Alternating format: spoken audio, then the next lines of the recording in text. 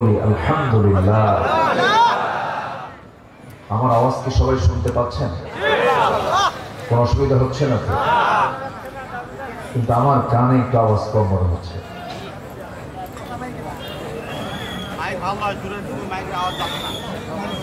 আজকে আমি আপনাকে ভালো করে দেখতে পাচ্ছি না। ক্যামেরাম্যানরা এতগুলো মাইক্রোফোন সামনে জমা করেছেন, তাদেরও প্রয়োজন। হ্যাঁ, দেখতে পাচ্ছেন না, তাহলে কি করা যায় বলেন? তুলে ফেলে দেবো? ফেলে দেবো? কি করবো বলেন, আপনারাই বলেন।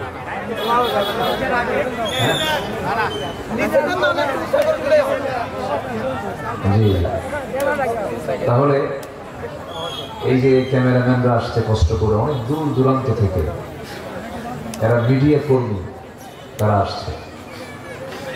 আপনি শুনছেন হাজার হাজার, আর তারা শোনায় দেবে কোটি কোটি মানুষকে। ঠিক তো কই, ঠিক তো বলতেছেন না। তাহলে কি থাকার দরকার আছে? এখন মাইক্রোফোন যদি নিচে দেন আওয়াজ পাওয়া যাবে না, ওরা আবার ক্যামেরা দিয়েও লাভ হবে না। এটা আমার মুখের সাথেই থাকতে হবে, প্রয়োজনে আমি পর্দা করি। আমি তো পর্দায় আছি, সিস্টেম হয়নি এটা। যখন বেশি আপনারা আসবেন, অন্তত একটা এক্সট্রা, এটাকে কি বলে, স্ট্যান্ড, একটা স্ট্যান্ড আপনারা সাথে করে নিয়ে আসলে তারা পৃথকভাবে এক জায়গায় থাকলো, আমিও মুক্ত হলাম। আমি সবার সঙ্গে মুখোমুখি না হলে তো হয় না। যাই হোক, আজকে সেই পরিবেশটা নাই। যেভাবেই থাকুক না কেন, আমরা মাহফিলটাকে সফল করার জন্য শেষ পর্যন্ত কষ্ট করে হলেও আমরা সবাই থাকতে রাজি আছি তো ইনশাআল্লাহ। শুকরিয়া আদায় করছি, বলছি আলহামদুলিল্লাহ। চিৎকার মেরে বলছি আল্লাহুম্মা আইন্নি আলা যিকরিকা ওয়া শুকরিকা ওয়া হুসনি ইবাদাতিকা। সবাই বলি আল্লাহুম্মা লাকা আসলামতু ওয়া বিকা আমানতু ওয়া আলাইকা তাওয়াক্কালতু ওয়া ইলাইকা আনাবতু ওয়া বিকা খাসামতু। আমরা আল্লাহ তাআলার শুকর আদায় করে নিলাম। উঠতে একটু দেরি হলো, আমি আসছি অনেক ভালোই আগে আসছি। মেহমান কথা বলেছেন দীর্ঘ সময় ধরে, তো কথা বলতে যদি একটু সময় বেশি লেগে যায় আজকে কষ্ট হবে না তো? জোরে বলি ইনশাআল্লাহ। আজকে এটা একটু পরখ করে দেখতে চাই। বিশেষ করে কোরআনের সম্মানে আসে উড়িয়েছে বিজয়ের কেতন। সমুদ্রের তলদেশ জয় করেছে মানুষ। সায়েন্স টেকনোলজির, বিজ্ঞান প্রযুক্তির চরম উৎকর্ষ সাধন হলেও মানুষ চারিত্রিকভাবে, চারিত্রিক সৌন্দর্যের দিক থেকে মানুষ কি ঊর্ধ্বমুখী না নিম্নমুখী? নিম্নমুখী। আমরা আইয়ামে জাহেলিয়াতের যুগে শুনি নাই যে কবর থেকে লাশ তুলে ধর্ষণ করা হয়। লাশ মর্গে রাখা হয়েছে, মর্গে রাখা লাশ নারীকে ধর্ষণ করা হয়। 3.5 বছরের শিশুকে ধর্ষণ করা হয়। একটা মানুষকে মেরে 49 টুকরা করা হয়। একটা মানুষকে মেরে টুকরো টুকরো করে হাড়গুলোকে পৃথক, হাড় থেকে গোশতগুলোকে পৃথক করে টুকরো টুকরো করে বাথরুমের কমোডের মধ্যে ফ্ল্যাশ করা হয়। মানুষ আজকে এতটা হিংস্র, একটা বাঘ সিংহকে দেখে মানুষ যতটুকু না ভয় পায়, তার চাইতে একটা মানুষকে দেখে তার চাইতে বেশি ভয় পায়। আমি কি ভুল বলছি? তাহলে আমরা যা দেখতে পাচ্ছি, তথ্য প্রযুক্তির, বিজ্ঞানের কিছু উৎকর্ষ হলেও, কিছু উন্নয়ন হলেও মানুষের যে মূল বেসিক যে জিনিসটা, সেটা হলো নৈতিকতা, চারিত্রিক সৌন্দর্য। এটা কি উন্নতি না অবনতি? শুধু অবনতি না মহা অবনতি? চরম অবনতি, কিচ্ছু নাই। একটা কুকুরের ভিতরে যতটুকু লজ্জাবোধ আছে, একটা মানুষের মাঝেও সে লজ্জাবোধটা নাই। চিন্তা করা যায় আজকের এই দুনিয়াতে কিছু কিছু দেশ আছে যে দেশে সমকামিতার আইনকে সংসদ আইন আকারে পাশ করা হয়, অর্থাৎ পুরুষ পুরুষ জেনা করবে, নারী নারী জেনা করবে, সহবাস করবে, যা কুকুর শুকর এই সমস্ত প্রাণীর মধ্যেও নাই। মানুষ এত নিম্ন থেকে নিম্নতর একটা অবস্থায় অবস্থান করছে। তাহলে আমরা পৃথিবীটাকে যদি বলতে যাই, আমরা কি সভ্য পৃথিবী বলতে পারি? বলেন তো, এটা কি সভ্য পৃথিবী বলা যায়? না। আমরা কঠিন একটা সময় আমরা অতিক্রম করছি। ঠিক সেই মুহূর্তে আমরা এখানে বসে আছি। আমি আজকে যে সাবজেক্টটাকে সামনে রেখে কথা বলতে চাচ্ছি তা হলো, আমাদের যে বিষয়টা সবচাইতে বেশি দরকার তা হচ্ছে আমাদের চারিত্রিক কিছু সৌন্দর্য ভিতর আনা দরকার। আমাদের চরিত্রকে সুন্দর করা দরকার। একটা মানুষের যখন চরিত্র শেষ হয়ে যায় তখন তার সব কিছু শেষ হয়ে যায়। When character lost is everything lost. যখন চরিত্র শেষ তার সব কিছু কি শেষ হয়ে যায়। তো এই চরিত্রকে সুন্দর করার জন্য গাইডলাইন আমরা এই দেশে খুবই কম পেয়েছি। রাষ্ট্র ক্ষমতায় যারা ছিল, অধিকাংশ নেতৃত্বের আসনে যারা ছিল, তারা কি সত্যবাদী না মিথ্যাবাদী? বলেন, সত্যবাদী না মিথ্যাবাদী? আমরা 54 বছরে যা শুনেছি প্রতিশ্রুতি, সব মিথ্যাই শুধু শুনেছি, সত্যের কিছু পাইনি আমরা। আল্লাহ বলছেন, বান্দা এমন কিছু গুণ আমি তোমাকে শিখাইয়া দিচ্ছি যে গুণগুলো অর্জন করলে পরে আমি তোমাকে আমার পছন্দের বান্দা বানায় আর তোমাকে আমি জান্নাত দিয়ে দেব। একটু জোরে বলি সুবহানাল্লাহ। আমি গোটা কোরআন থেকে খুঁজে খুঁজে 15টি গুরুত্বপূর্ণ সুন্দর চরিত্রের গুণ আমি এক জায়গায় করেছি।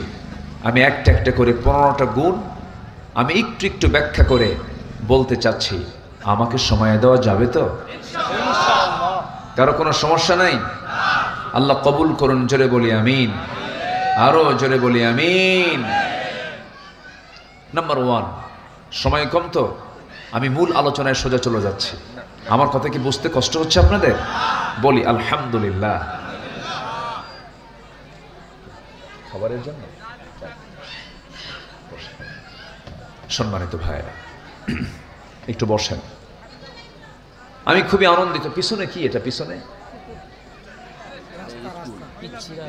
পিছনে আওয়াজ হচ্ছে কেন? কি পিছনে কি? পিছনে ও মহিলা মানুষ বসছে পিছনে। আমার পিছনে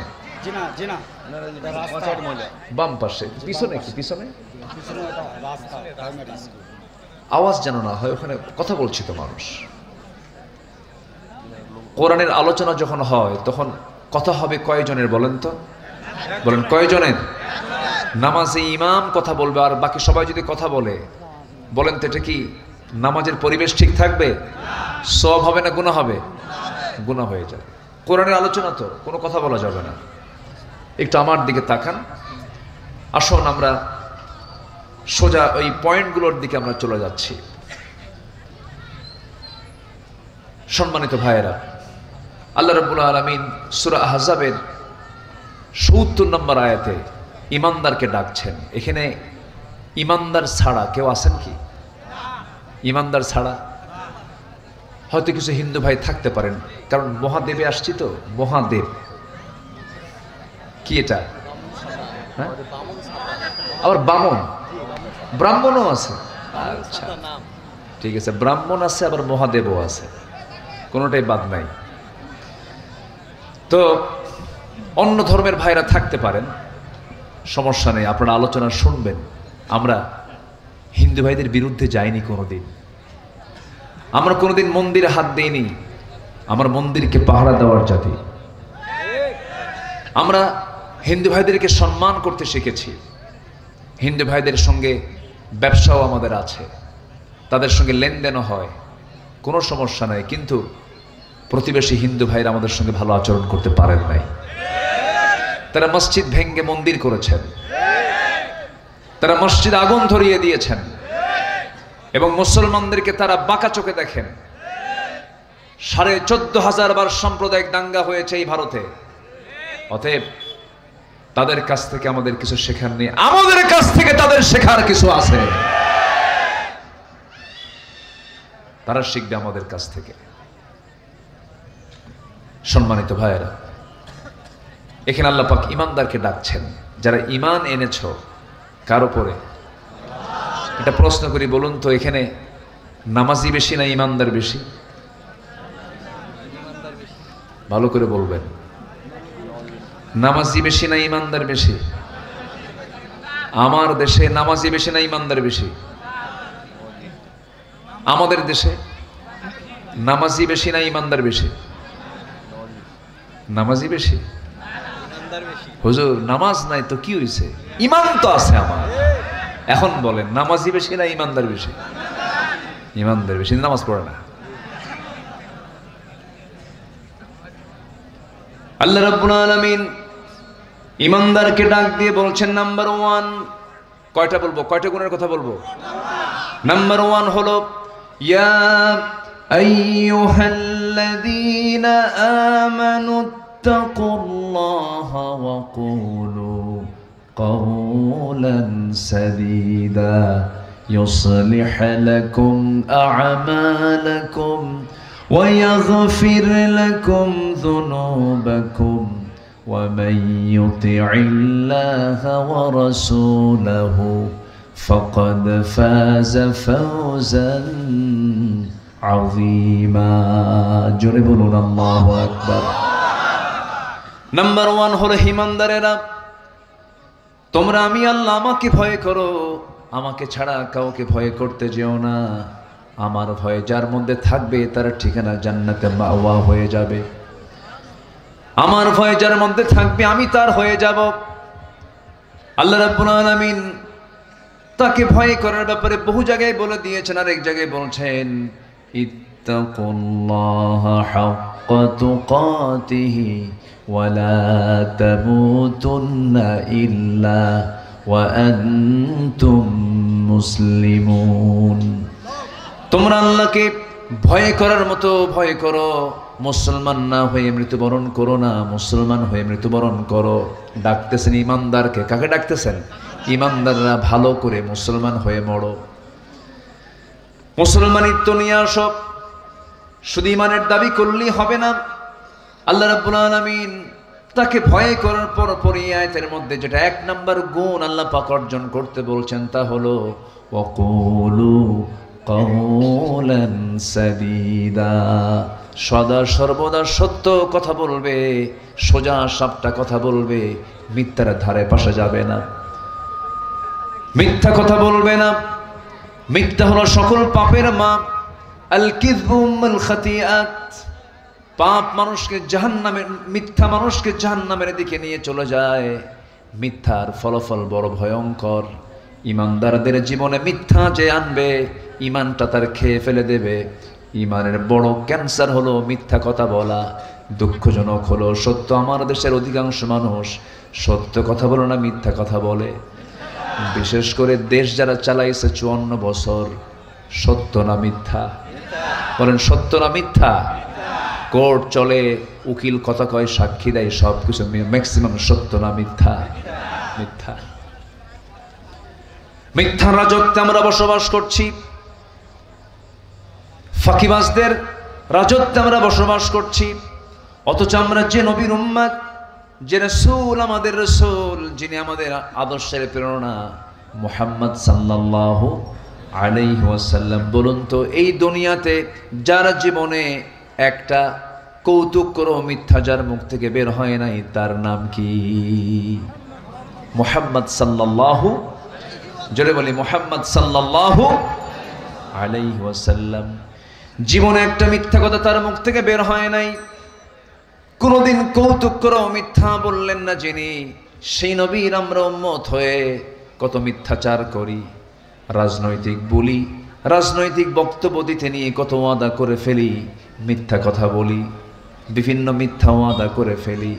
আমার বন্ধুগণ, যে বান্দার জীবনে মিথ্যা নাই সেই বান্দার দোয়া মিস হবে না। যে বান্দার জিহ্বাটা মিথ্যা মুক্ত থাকে, সর্বদা সত্য কথার উপর অটল থাকে, ওই বান্দা মুখ দিয়ে যা বলবে আমার আল্লাহ তাই কবুল করে নেবেন। আল্লাহওয়ালা হওয়ার জন্য বেশি কিছু লাগবে না। এই একটা আমল, যে প্রথম আমলটা বলে দিলাম, যদি কোনো মানুষ তার জীবন থেকে শুধু মিথ্যা কথাটা মাইনাস করে দেয়, সত্য কথার উপর অটল থাকে, এই সত্য তাকে জান্নাতের দরজায় পৌঁছায়া দেবে। জোরে বলি সুবহানাল্লাহ। তবে সত্য কথা বলা একটা পারিবারিক শিক্ষাও, এটা একটা পারিবারিক শিক্ষাও বটে। শুধু শিক্ষা প্রতিষ্ঠানেই এমন শিক্ষা মিলবে না, পরিবার থেকেও এমন জাতীয় শিক্ষা দেওয়ার দরকার আছে না নাই বলেন তো? আছে। কিছু কিছু পরিবারই আছে চিট, বাপ হলো চোর, ছেলে হয় ডাকাত। আসতে বলবেন না, আছে না নেই? বলেন তো আছেন না নেই? এটা পারিবারিক শিক্ষা দরকার আছে। একজন বড় আল্লাহওয়ালা ছিলেন, তিনি পীর নামে পরিচিত, আব্দুল কাদির জিলানী। নাম শুনছেন তো? ছোট মানুষ দিন শিক্ষা অর্জন করার জন্য তাকে অনেক দূরে যেতে হচ্ছে।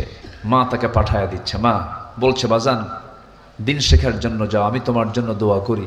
চোখের পানি ফেলে তার জন্য মা দোয়া করে দিলেন এবং সাথে শুধু একটা নসিহা করলেন, আমার কলিজার টুকরা আব্দুল কাদের, দূর দেশে তোমাকে পাঠিয়ে দিলাম জ্ঞান অর্জনের জন্য, দিন শেখার জন্য যাচ্ছ তুমি।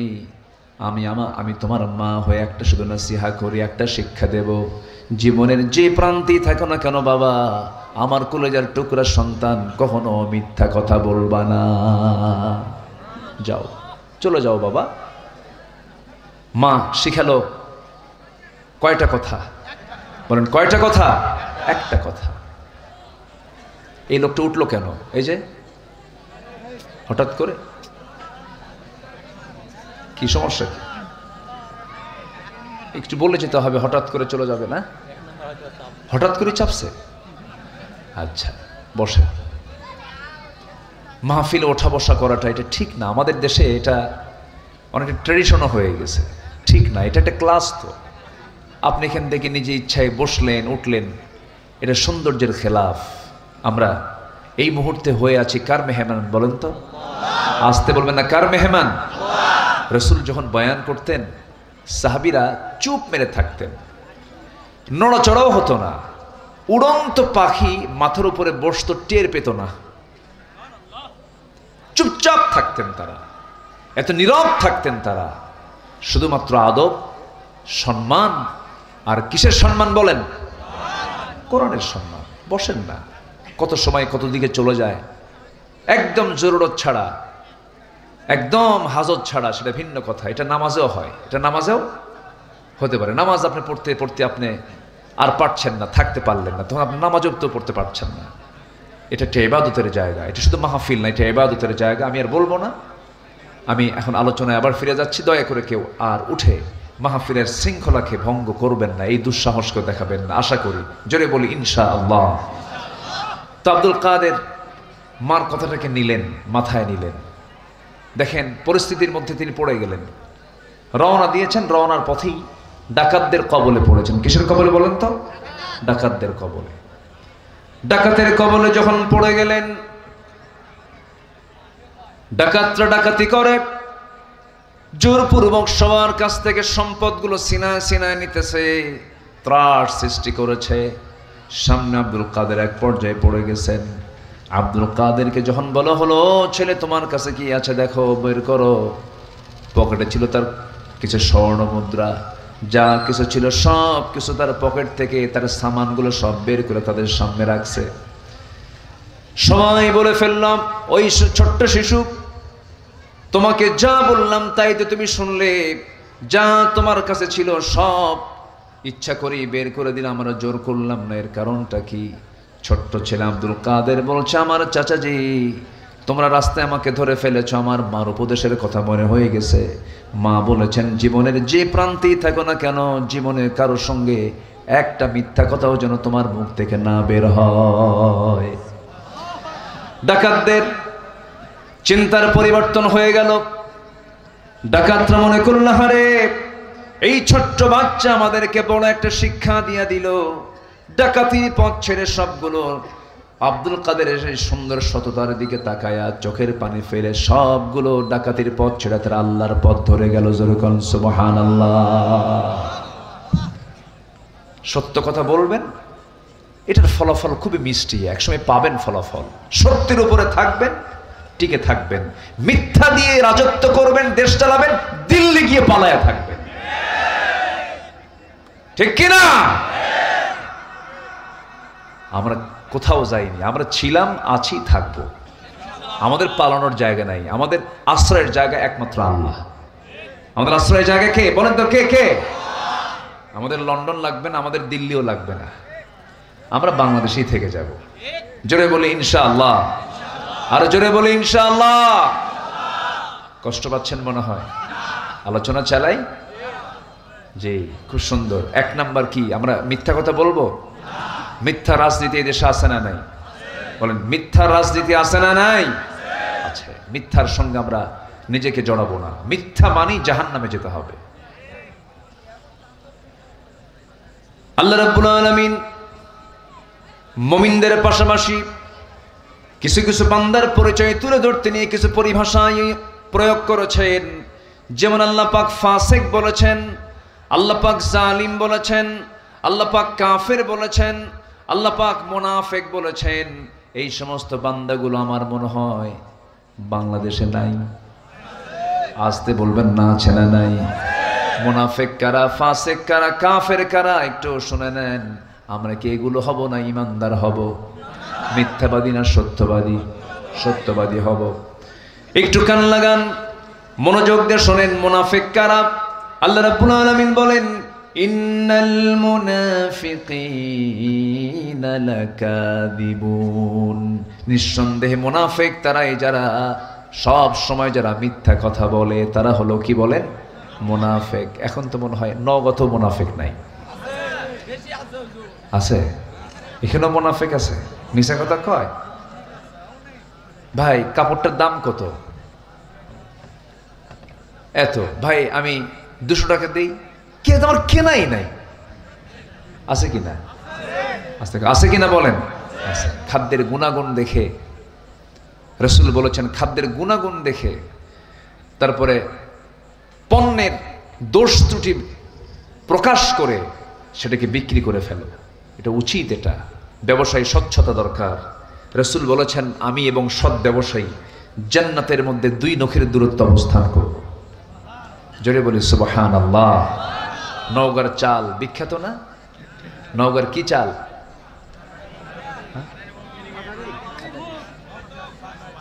হ্যাঁ, কাঠারি। হ্যাঁ, তারপরে গন্ধ চালকে কি বলে জানো? আতপ চাল, চিনি গুঁড়া, ফেমাস। নওগাঁকে সবাই চেনে, বিখ্যাত। আপনাদের এই মহাদেবপুর, মহাদেবপুরই তো প্রচুর চাতাল, এইদিকে অনেক চাতাল, অনেক কিছু। কিন্তু এই কাটারি ভোগের মধ্যে কিছু সাটারি ঢুকায়, আছে কি না? আছে, আছে। আল্লাহ শাটারিং দেবে, প্যাঁচ লাগানো যাবে না। কি সমস্যা? কোথায়? না না, ছেড়ে দিতে হবে না। আপনারা জানতো ওয়াজ শেষই হয়ে গেল, আপনারা আবার কি চালাবেন? আপনারা দেখেন তো কি করে। কি বসেন আপনারা, সব ভালো। আপনারা এই নামাজ পড়ছেন? এশার নামাজ পড়ছেন? এশার নামাজ একবারে কইছে হ্যাঁ, একবার কইছেন না। এখন এখানে ওয়াজ করতেছে হলো সততা নিয়ে, সত্যবাদিতা নিয়ে। বললাম নামাজ পড়ছেন? হ্যাঁ। এই পড়ছেন এশার নামাজ? না। নামাজ পড়তে হবে। নামাজ পড়া কি বলেন? আরো জোরে, আরো জোরে, আরো জোরে। নামাজ মানুষকে খারাপ বানায় না ভালো বানায়? বলেন বলেন, কি বানায়? ভালো বানায়। আল্লাহ রাব্বুল আলামিন বলেন, ইন্নাস সালাতা তানহা আনিল ফাহশাই ওয়াল মুনকার ওয়া লাযিকরুল্লাহি আকবার। নামাজ পড়বেন, ভালো হয়ে যাবে। নামাজ পড়বেন, মানসিকতা চেঞ্জ হয়ে যাবে। নামাজ পড়বেন, মনটা ফ্রেশ থাকবে। নামাজ পড়বেন, শয়তান আপনাকে ওয়াসওয়াসা দিতে পারবে না। প্রত্যেক রাত্রে ফজরের পূর্বে, ফজরের ঠিক আগ দিয়ে, আজান হয় নাই তার একটু আগ দিয়ে হলো শ্রেষ্ঠ সময়, তাহাজ্জুদের সময়। ঠিক ওই সময়ে প্রত্যেকটা বান্দার কাছে শয়তান এসে বসে, তার শিওরে, তার মাথার কাছে এসে বসে। প্রত্যেকটা রাত প্রত্যেকটা বান্দার কানে কানে একদম শিওরের কাছে এসে বসে।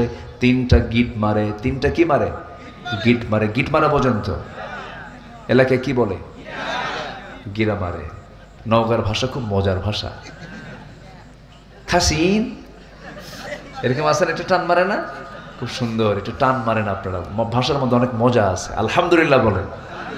আবার আপনি যাবেন জবাইবিলের দিকে, জবাইবিল একটা এলাকা আছে সাপাহার পরশার দিকে, ওই দিকে আবার সালাম দিতে পারে, হুজুর আসসালামু আলাইকুম, এটা টান মারে। হ্যাঁ, এটা টান মেরে আরেকটা ভাষা সেখানে রয়ে গেছে। আবার আপনি নওগাঁর ওপারে দুপচাচিয়ার দিকে যাবেন, আরেকটা ভাষা পাবেন। আবার জয়পুরহাটে যাবেন, আরেকটা ভাষা পাবেন। চলে যাবেন রংপুরের দিকে, ওরা রংপুর বলে না, বলে অংপুর, হয় না। এই ভাষাগুলো কে দিয়েছেন বলেন তো? আসতে বলবেন না, কে দিয়েছেন? কে দিয়েছেন? আল্লাহ দিয়েছেন। খুব সুন্দর ভাষা আপনারা কথা বলেন। নামাজ মানুষকে ভালো বানায়। সবাই নামাজ পড়তে রাজি আছেন তো ইনশাআল্লাহ? কয় ওয়াক্ত নামাজ? 5 ওয়াক্ত নামাজ।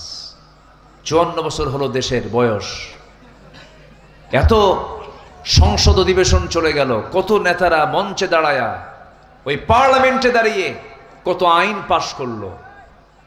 সুদের আইন পাশ করেছে, মদের আইন পাশ করেছে, জেনার আইন পাশ করেছে, অশ্লীল সিনেমার আইন পাশ করেছে, নামাজের আইন কেউ পাশ করে নাই। সব দেখা শেষ করেছি আমরা। আইয়ুবের শাসন, মুজিবের ভাষণ, জিয়া কেটেছেন খাল, চাচা এরশাদের তাল বেতাল, বাকি সময় হরতাল আর হরতাল। সব দেখা শেষ। আগামীর দেশ আমরা দেখতে চাই কোরআনের বাংলাদেশ। রাজি আছেন কারা কারা? হাত উঁচু করে দেখান মুসলমান।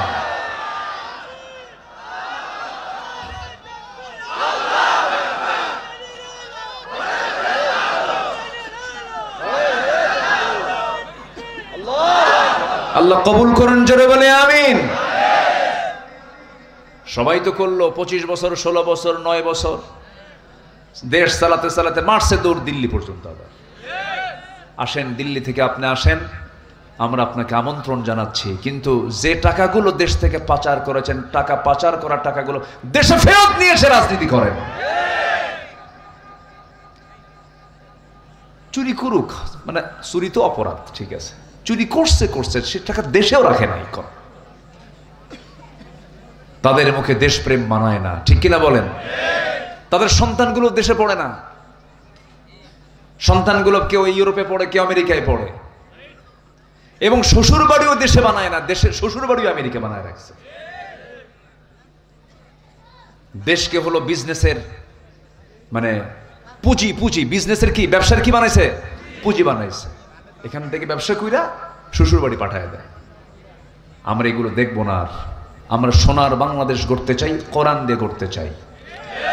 মুসলমান হয়ে যারা কোরআনের আইন, কোরআনের শাসন যার পছন্দ হয় না, নতুন করে মুসলমান হতে হবে। বাঁচবেন কয়দিন? টেকনিক করেন কেন? আল্লাহকে ফাঁকি দিতে চান? আল্লাহকে ফাঁকি দিলে আপনি ফাঁকিতে পড়ে যাবেন। মনে হয় কষ্ট দিয়ে ফেলতেছে আপনাদেরকে। কেউ রাগ করা যাবে না। রাগ করলে ভাববো যে আপনি ওই কাতারের। কি কথাকে বোঝা গেল? রাগ করা যাবে না। তাহলে আমরা কি মিথ্যা কথা বলবো না সত্য কথা বলবো? 54 বছরও চলে গেল, নামাজের আইনটা কেউ আনতে পারলো না। আল্লাহ রাব্বুল আলামিন বলছেন, দেশ যারা শাসন করবে, দেশ যারা ক্ষমতা পাবে, হাতে যাদের পাওয়ার চলে আসবে, আমি আল্লাহ বলে দিচ্ছি 4টা বিধান তারা রাষ্ট্রে কার্যকর করবে। আমি আল্লাহ আসমান এবং জমিনের রহমতের বরকতের দরজা খুলে দেব। লা ফাতাহনা আলাইহিম বারাকাতিম মিনাস সামাই ওয়াল আরদ। 4টা বিধান আল্লাহ বলছেন, আল্লাযীনা ইম্মাক্কান্নাহুম ফিল আরদি আকামুস সালাহ ওয়া আতাবুস যাকাহ ওয়া আমারু বিল মা'রুফি ওয়া নাহাউ আনিল মুনকার ওয়ালিল্লাহি আকিবাতুল উমুর। জোরে বলুন আল্লাহু আকবার। রাষ্ট্র ক্ষমতা পাবে যারা, 4টা আইন জারি করবে তারা। নাম্বার 1 হলো, ক্ষমতা পেলেই তারা নামাজকে কায়েম করবে। নামাজ কায়েম মানে হলো প্রধানমন্ত্রীর পিছনে মন্ত্রী পরিষদ নামাজ পড়বে, সেনাবাহিনী প্রধানের পিছনে ব্রিগেডিয়াররা নামাজ পড়বে, মেজররা নামাজ পড়বেন, ওসির পিছনে দারোগা নামাজ পড়বে, এসপির পিছনে ওসিরা নামাজ পড়বে, এমপির পিছনে জনগণ নামাজ পড়বেন। প্রত্যেকটা জায়গায় নামাজের পরিবেশ চলে আসবে। নামাজ যখন রাষ্ট্রীয় পর্যায়ে কায়েম হয়ে যাবে, সমাজ থেকে সুদ, জেনা, ব্যভিচার সব বন্ধ হয়ে যাবে। কূপের ভিতরে বিড়াল পড়ে মারা গেছে, আগে কি তুলবেন? মরা বিড়াল না পানি? কি তুলবেন আগে? বিড়াল। বিড়াল থুইয়া পানি তুললে কি পুকুর, ওই কূপ কি পাক হবে? পাক হবে না। আগে মরা বিড়াল তুলতে হবে। সুদ ঘুষ রেখে আপনি ইমানটা টিকে রাখবেন কেমনে বলেন? খুব কঠিন তো, পর্দা করা কঠিন। বোরকা পরলে পরে সন্দেহ করে বলে এটা জঙ্গি। টুপি দাড়ি তো এই তো কিছুদিন আগেই চরম একটা বিপদের কারণ ছিল। কি যে টর্চার গুলো করা হয়েছে, কি যে জুলুম গুলো করা হয়েছে। আল্লামা সাঈদীর মতো মানুষকে তারা রাখতে পারে নাই। আল্লামা সাঈদীর মতো একটা রত্নকে তিলে তিলে জেলে ভরে শেষ পর্যন্ত টেকনিক করে, কৌশল করে, ষড়যন্ত্র করে তাকে দুনিয়া থেকে বিদায় করে দেওয়া হয়েছে। সম্মানিত ভাইয়েরা, জুলুমের তো একটা সীমা ছিল। আল্লাহ তাআলা ধরেন না, কিন্তু ধরলে আল্লাহ ছাড়েন না। আমরা সততা নিয়ে থাকবো। জোরে বলি ইনশাআল্লাহ, আর জোরে বলি ইনশাআল্লাহ। নাম্বার 2, আমানতদারিতা। আমরা আমানত রক্ষা করব। জোরে বলি ইনশাআল্লাহ। কষ্ট হচ্ছে? থাকো। আমার খুব আদরের, খুব ভালোবাসি ওকে, খুব স্নেহ করি, আমাকে খুব ফলো করে, আলোচনা শোনে, ফলো করে, খুব ভালো। দোয়া করবেন আপনারা সবাই, আল্লাহ যেন বড় দ্বীনের দাঈ বানায় নেন। জোরে বলি আল্লাহুম্মা আমিন। সম্মানিত ভাইয়েরা, আমানতদারিতা এটা একটা বিশাল গুণ। রাষ্ট্র একটা আমানত। রাষ্ট্র একটা কি বলেন তো? আমানত। যিনি রাষ্ট্রপ্রধান হন তার কাছে কি এটা আমানত না? আমানত। একজন খলিফা ছিলেন, 2 নম্বর খলিফা। 2 নম্বর খলিফার নামটা বলেন তো, একটু জোরে বলেন তো। কি নাম? ওমর। বহুদিন আগে এক মাহফিলে বললাম, ওমর ফারুককে চিনেন কে? সামনে থেকে এক ছেলে দাঁড়ায় বলে, হুজুর আমি চিনি। কে? আমাদের বাড়ির দোতলায় ভাড়া থাকে। বুঝলেন? এই ওমর কিন্তু সেই ওমর না। এই ওমর হচ্ছে সেই ওমর যে ওমর রসুলকে মারতে গিয়ে তরবারি রসুলের পায়ের কাছে রেখে কালিমা পরে মুসলমান হয়েছিলেন। শুধু পরাজিত হয়েছিলেন। বলতেছে, কোরআন আমাকে আমার পথ থেকে সরিয়ে দিয়ে আমাকে নতুন পথের সন্ধান দিতে বাধ্য করেছে। ইয়া রাসূলুল্লাহ। জোরে বলি আল্লাহু আকবার। সেই ওমর কালেমাওয়ালা হয়ে গেলেন। কি শাসক তিনি হলেন! কি পরিমাণ আমানতদার শাসক তিনি ছিলেন! যেদিন তিনি ক্ষমতা পেয়েছেন সেই দিন থেকে নিয়ে মৃত্যুর দিন পর্যন্ত একটা রাত তিনি আরামে নিজের পিঠটাকে বিছানায় রাখতে দিতে পারেন নাই, ঘুমাতে পারেন নাই। জনগণকে দেখার জন্য সর্বক্ষণ ব্যাকুল থাকতেন, সর্বক্ষণ তিনি পেরেশান থাকতেন। প্রথম খলিফার খেলাফত আমল, প্রথম খলিফার আমলে প্রথম খলিফা সাইয়্যিদনা আবু বকর সিদ্দিক রাদিয়াল্লাহু তাআলা আনহু তিনি খেলাফতের দায়িত্ব গ্রহণ করেছেন। তার এক প্রতিবেশী ছিল, সেই প্রতিবেশীর বাড়িতে তিনি প্রত্যেক দিন যেতেন। প্রতিবেশীর কেউ ছিল না, স্বামী ছিল না, ছেলে মেয়ে কেউ ছিল না, বুড়ি মানুষ, বয়স্ক মানুষ, চোখে দেখেন না। প্রত্যেকটা রাত্রি সাইয়্যিদনা আবু বকর প্রতিবেশী বুড়ি মহিলার বাড়িতে যেতেন। তার কাপড় চোপড়গুলো ধুয়ে দিতেন, খাবার টাবারগুলো জোগাড় করে দিতেন, সংগ্রহ করে দিতেন। প্রত্যেকটা রাতে তার এই ডিউটি ছিল। যখন তিনি খেলাফতের দায়িত্ব পেলেন, মহিলা কান্দে আর মনে মনে চিন্তা করে, আমার আবু বকর তো দায়িত্ব পেয়ে গেল, বুঝে আমার খেদমত আর করা হবে না। পরের রাত্রিতে এসে বলছে, মা আপনি চিন্তা করবেন না, খলিফা আবু বকর খলিফা হয়েছে। এই খলিফা পাওয়ার আগে, এই পদ পাওয়ার আগে যে দায়িত্ব ছিল, সেই সমান দায়িত্ব খলিফা আবু বকর আপনার করে যাবে। যেরকম সুবহানাল্লাহ। প্রত্যেকটা দিন, প্রত্যেকটা রাত্রি তিনি আসেন। শেষ রাত্রে তিনি এসে ওই মহিলার খেদমত করে যান, সব কাজগুলো জোগাড় করে যান। সাইয়েদনা ওমর ফারুক রাদিয়াল্লাহু আনহু মনে মনে চিন্তা করলেন, এ তো আমারও প্রতিবেশী, খলিফা আবু বকর খলিফা হয়ে গেছেন, এখন তো এই মহিলার দেখার দায়িত্ব আমার, আমি দেখব। এই চিন্তা করে এক রাতে তিনি এসে দরজায় নক করেছেন, বুড়িমা দরজা খুলুন, আমি আপনার সেবা করতে আসছি। কেন সেবার প্রয়োজন নাই কেন, একজন সেবা করে চলে গেছে। ভাবলেন আজকে রাত্রে কে সেবা করলো? আবু বকর ভাই তো আমার খলিফা হয়ে গেছে, তার তো সময় নাই। পরপর 3টা রাত ওই বুড়ি মহিলার দরজার পাশে লুকোচুরি করে দেখতে নেন, কিন্তু দেখতে পান না। 4র্থ দিন তাকে ধরে ফেলেছেন, খপ করে তার হাত চেপে ধরেই দেখেন কেউ না, প্রথম খলিফা আবু বকর সিদ্দিক রাদিয়াল্লাহু তাআলা আনহু। ওমর ফারুক বলছেন, ভাই রে, খেলাফতের দায়িত্ব গ্রহণ করবেন, আবার রাত জেগে জেগে এই সমস্ত কাজগুলো করবেন, আমাদের কিছু করার সুযোগ দেন। প্রথম খলিফা আবু বকর বলছেন, ওমর, হাসরের ময়দানে আমার বোঝা তো তোমার পিঠে যাবে না, প্রতিবেশীর হক আমাকে আদায় করতে দাও। একটানা 2 বছর প্রথম খলিফা আবু বকর সিদ্দিক রাদিয়াল্লাহু আনহু ওই মহিলার খেদমত করে গেছেন।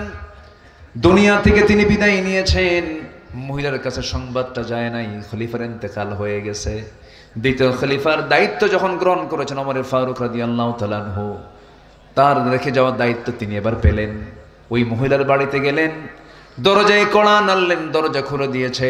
মহিলা জানে না আবু বকর মারা গেছে। ওমর ফারুক ভিতরে ঢুকে কাজ টাজ করে দিয়েছেন, সবকিছু ধোয়া কমপ্লিট করে ফেলেছেন, সবকিছু প্রস্তুত করে দিয়ে তিনি বের হয়ে আসছেন। মহিলা খেতে বসেছেন, খেজুর খেতে নিয়া, খেজুর যখন একটা মুখে দিয়ে কামড় মেরেছেন, খেজুরের মধ্যে বিচিটা তার দাঁতের সঙ্গে লেগে গেছে। ইন্না লিল্লাহ বলে ভাবতেছেন, বুঝতে পেরেছি আমার আসল খাদেম আবু বকর দুনিয়াতে নাই। কারণ আমার আবু বকর যখন আমার খেদমত করতে আসতো, সে শুধু খেজুরগুলো ধুয়ে দিত না, খেজুরের ভিতরে রাখা সেই সমস্ত খেজুরের যে বিচিগুলো সে ছড়ায়া দিত, যেন আমার খেতে কোনো কষ্ট না হয়। আমার আবু বকর দুনিয়াতে নাই, নতুন খাদেম আমার ঘরে ঢুকছে। যখন সুবহানাল্লাহ। তারা কি ছিলেন, এক একজন আরেকজনের থেকে আরো উন্নত চরিত্র ছিল। আল্লাহু আকবার। মহিলা বুঝতে পেরেছেন যে আমার আবু বকর চলে গেছে। আমার আবু বকর খেজুরটা শুধু ধুয়ে দিত না, বিচি শুদ্ধ আলাদা করে দিত। আল্লাহু আকবার।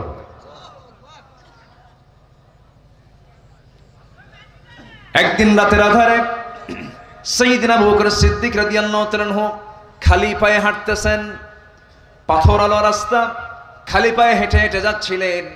এমন সময় ওমর ফারুক তাকে দেখে ফেলে বলছেন, আবু বকর সিদ্দিক রাদিয়াল্লাহু আনহু খলিফাতুল মুসলিমিন, আপনি খালি পায়ে হাঁটতেছেন, পাথরের চোকা পাথরের আঘাতে আপনার পা ফেটে যাবে, রক্তাক্ত হয়ে যাবেন, জুতা পায়ে কেন হাঁটছেন না আপনি?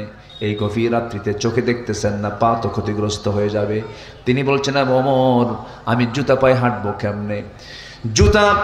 জুতার তলার সাথে পাথরের একটা আঘাত লাগবে, একটা বড় আওয়াজ সৃষ্টি হয়ে যাবে। সে আওয়াজে যদি এই গভীর রাতে যদি আমার জনগণের ঘুমের যদি কোনো ব্যাঘাত হয়ে যায়, কিয়ামতের দিন আমি আবু বকর আমাকে আসামির কাঠগড়ায় দাঁড়িয়ে তারা জবাবদিহি করা লাগবে। আল্লাহু আকবার বলবেন না? এই জন্য আমি খালি পায়ে হাঁটতেছি, আমার জনগণের যেন ঘুমের ব্যাঘাত না হয়। আর নেতা আসবেন ঢাকা থেকে নওগাঁ, 3 ঘন্টা হাইওয়ে বন্ধ, নেতার গাড়ির সামনে 50, পিছনে 50টা গাড়ি। আর ওমর ফারুক অর্ধ দুনিয়ার শাসনকর্তা, কেউ নাই, সামনেও নাই, পিছনেও নাই, একা ছোট্ট একটা ছড়ি নিয়ে গোটা রাজত্ব করেছেন, কাউকে লাগে নাই। আল্লাহু আকবার বলেন। দিলে ছিল কার ভয়? কার ভয় ছিল? আল্লাহর ভয়। একজন খাদেমকে সাথে নিয়ে তিনি উঠে চড়ে বের হয়েছেন, চলে গেছেন তিনি জেরুজালেমের উদ্দেশ্যে। তো সেই সময় একবার ওই খাদেম রশি টেনে তাকে নিয়ে যাচ্ছে। কিছুক্ষণ পর ওমর ফারুক বলছেন, এই খাদেমি, তুমি তোমার রশি ছাড়ো, আমি উঠ থেকে নামলাম। কেন? তুমি শুধু রশি টানবা, আমি রশি টানবো না? আমিরুল মুমিনিন, আপনি কি বলেন? এটা কি সম্ভব? আমি উঠে চড়বো আর আপনি লাগাম টানবেন, এটা কি হয়? তিনি বলছেন, তুমি আল্লাহর গোলাম, আমিও আল্লাহর গোলাম, আমাকেও চলতে হবে, তোমাকেও চলতে হবে। কিয়ামতের দিন কি জবাব দেব? একবার আমাকে টানতে দাও, তুমি একবার টানো, দুজন সমান করে যায়। আল্লাহু আকবার বলা যাবে না ভাই? গন্তব্যে পৌঁছে গেছেন। যে রাষ্ট্রের মেহমান হয়ে গেছেন তারা তাকে অভিবাদন জানাচ্ছে। ওই সময় আল্লাহর কি কাম, উটের পিঠে যে চড়ে আছে ওটাই হলো খাদেম, আর লাগাম যে ধরে আছে ওটা হচ্ছে ওমর। কারণ সবাই সেলুট জানাচ্ছে, সবাই ওয়েলকাম জানাচ্ছে হলো ওই খাদেমকে। খাদেমকে আমি না, ও যে ওমর, ও যে রশি ধরে আছে। সুবহানাল্লাহ বলবেন না? কি ছিল তাদের সোনালী জীবন। রাষ্ট্রের পক্ষ থেকে মধু পেয়েছেন। কি পেয়েছেন বলেন তো? মধু। মধু, এক বোতল মধু। এক বোতল মধু নিয়ে বাড়িতে চলে আসলেন। বউটাকে ডাক দিয়ে বলেছেন, বউ আমার, জান্নাতের খাবার, জান্নাতের শরাব, জান্নাতের খাবার, এই মধু তোমার জন্য নিয়ে আসছে রাষ্ট্রের পক্ষ থেকে। একা নিতে পারবো না, 5টা ভাগ করতে হবে, প্রতিবেশী সহ খেতে হবে। ভাগ করো, 5 ভাগ করো, 1 ভাগ আমাদের, বাকি ভাগ প্রতিবেশীর। স্ত্রী হাতে মধুর বোতল দিয়ে যখন বললেন ভাগ করো, ভাগ করতে শুরু করেছেন, তৎক্ষণাৎ বউটাকে আস্তে করে ডাক দিয়ে বলছেন, বউ আমার, রাগ করো না, তো আমি তোমাকে ভাগ করতে দেব না, দাও বোতলটা দাও। বোতলটা নিয়ে চলে গেলেন প্রতিবেশীর ঘরে। প্রতিবেশীর ঘরে গিয়ে বলছেন, প্রতিবেশী, এই যে বোতল দিলাম মধুর, সমান 5টা ভাগে ভাগ করে আমাকে 1টা ভাগ দিয়ে বাকি 4 ভাগ তোমরা সমানভাবে নিয়ে নিবা।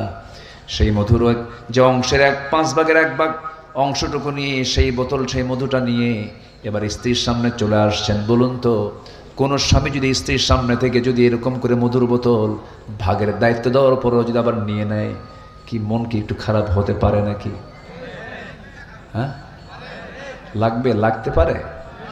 আপনাদের বউরা মনে হয় সবাই রাবিয়া বসরি মনে হয়, ভাবসাব তো খুব ভালোই মনে হচ্ছে। লাগতে পারে। 27 বছরের সংসার, তুমি আমারে চিনলে না, কি ঠিক কিনা? এখন 39 বছর সংসার করে তুমি আমার এখনো সন্দেহ করো? আমি বাপের বাড়ি চলে গেলাম, কি আছে কিনা? আচ্ছা, কিন্তু সাইয়েদনা ওমর ফারুকের বউ তো আর আমার আপনার বউয়ের মতো না। তাদের মানসিকতা খুব উন্নত ছিল। একটু মন খারাপ হয়েছে, কিচ্ছু বললেন না, চুপচাপ ছিলেন। ওমর ফারুক রাদিয়াল্লাহু তাআলা আনহু আস্তে করে চলে আসলেন, এসে বলছেন, আমার স্ত্রী, মন খারাপ করো না, আমি তোমাকে দারুণ মহাব্বত করি, তোমাকে সম্মান করি। আমি রাষ্ট্র চালাই, তুমি আমার পরিবার চালাও। তুমি যদি আমার পরিবার চালাতে ব্যর্থ হতে, আমি রাষ্ট্র চালাতেও ব্যর্থ হয়ে যেতাম। তুমি আমার পরিবারকে তুমি সামলাও, অনেক বড় তুমি খেদমত করো, আমি চিরকৃতজ্ঞ তোমার কাছে। কিন্তু তুমি আমাকে সন্দেহ করো না, আল্লাহর কসম, আমি তোমাকে সন্দেহ করে তোমার হাত থেকে মধুর বোতলটা নেই নাই। মধুর বোতলটা নেওয়ার হেতু হলো, মধুর বোতলটা নেওয়ার কারণ হলো, মধুর বোতল আমি এই জন্য নিয়েছি, আমি তোমাকে ভাগের জন্য করতে দেই নাই। তুমি সমান ভাগই ভাগ করবে, কিন্তু যে মধুটা ভাগ করতে যাবে অন্তত সমান হলেও কিছু মধু তো তার হাতে লেগে যাবে, তোমার হাতে লেগে যাবে। এটা 1 ফোঁটা হোক, 2 ফোঁটা হোক, এই যে 1 ফোঁটা 2 ফোঁটা মধু আমাদের ভাগে বেশি আসবে, এটা আমি চাই নাই মনে করে মধুভাগের দায়িত্ব আমরা অন্যের কাঁধে চাপায়া দিয়েছি। সুবহানাল্লাহ বলা যাবে না? এগুলোর নাম আমানত। এগুলোর নাম কি বলেন? আমানত। ওমর ফারুক রাদিয়াল্লাহু তাআলা আনহু কোন এক রাতের আধারে সাইয়েদনা আলীকে সাথে নিয়ে প্রত্যন্ত অঞ্চলে চলে গেলেন। গ্রামীণ জীবনের একদম রুট লেভেলে চলে গেছেন। প্রত্যন্ত চলে গিয়ে দেখেন ছোট্ট একটা কুঠির ঘরের মধ্যে একজন বুড়িমা বসে আছে। বুড়িমাকে ডাক দিয়ে বলছেন, বুড়িমা কেমন আছেন? ভালো, তবে খুব ভালো না। কেন? ওমর লোকটা ভালো না। কে ভালো না? কার সামনে কয়? খলিফার সামনে বলে। আমি কি আলোচনা করব ভাই? আচ্ছা,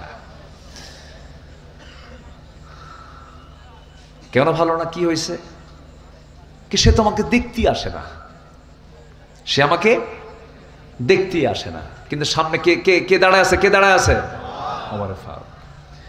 সাইয়েদনা ওমর ফারুক বললেন, মা, ওমর দেখতে আসবে কেমনে? কারণ ওমর যে আপনাকে দেখতে আসবে সেই মদিনা থেকে আপনার বাড়িটা বহু দূর, প্রত্যন্ত অঞ্চল, এত দূর কি আসা যায় নাকি? ওমর তো এই জন্য আসতে পারে না। নিজের পরিচয় গোপন করলেন। মহিলার চক্ষু লাল হয়ে গেছে। মহিলা খেপে গিয়ে বলছে, যে লোক দায়িত্ব পালন করতে পারবে না, যে লোক আসতে পারবে না, সে ওমরের দায়িত্ব গ্রহণ করার কি দরকার ছিল? কি কথা কি বুঝতেছেন? বুড়িও কম না। সাইয়েদনা ওমর ফারুকের চোখে পানি চলে আসছে। হারে, তাই তো, আমি পারবই না, আমি কেন দায়িত্ব ভার গ্রহণ করেছি? ওমরে ফারুক নিশ্চিত হয়ে গেলেন এই মহিলা মামলা দিলে আমি আখিরাতে জামিন পাবো না।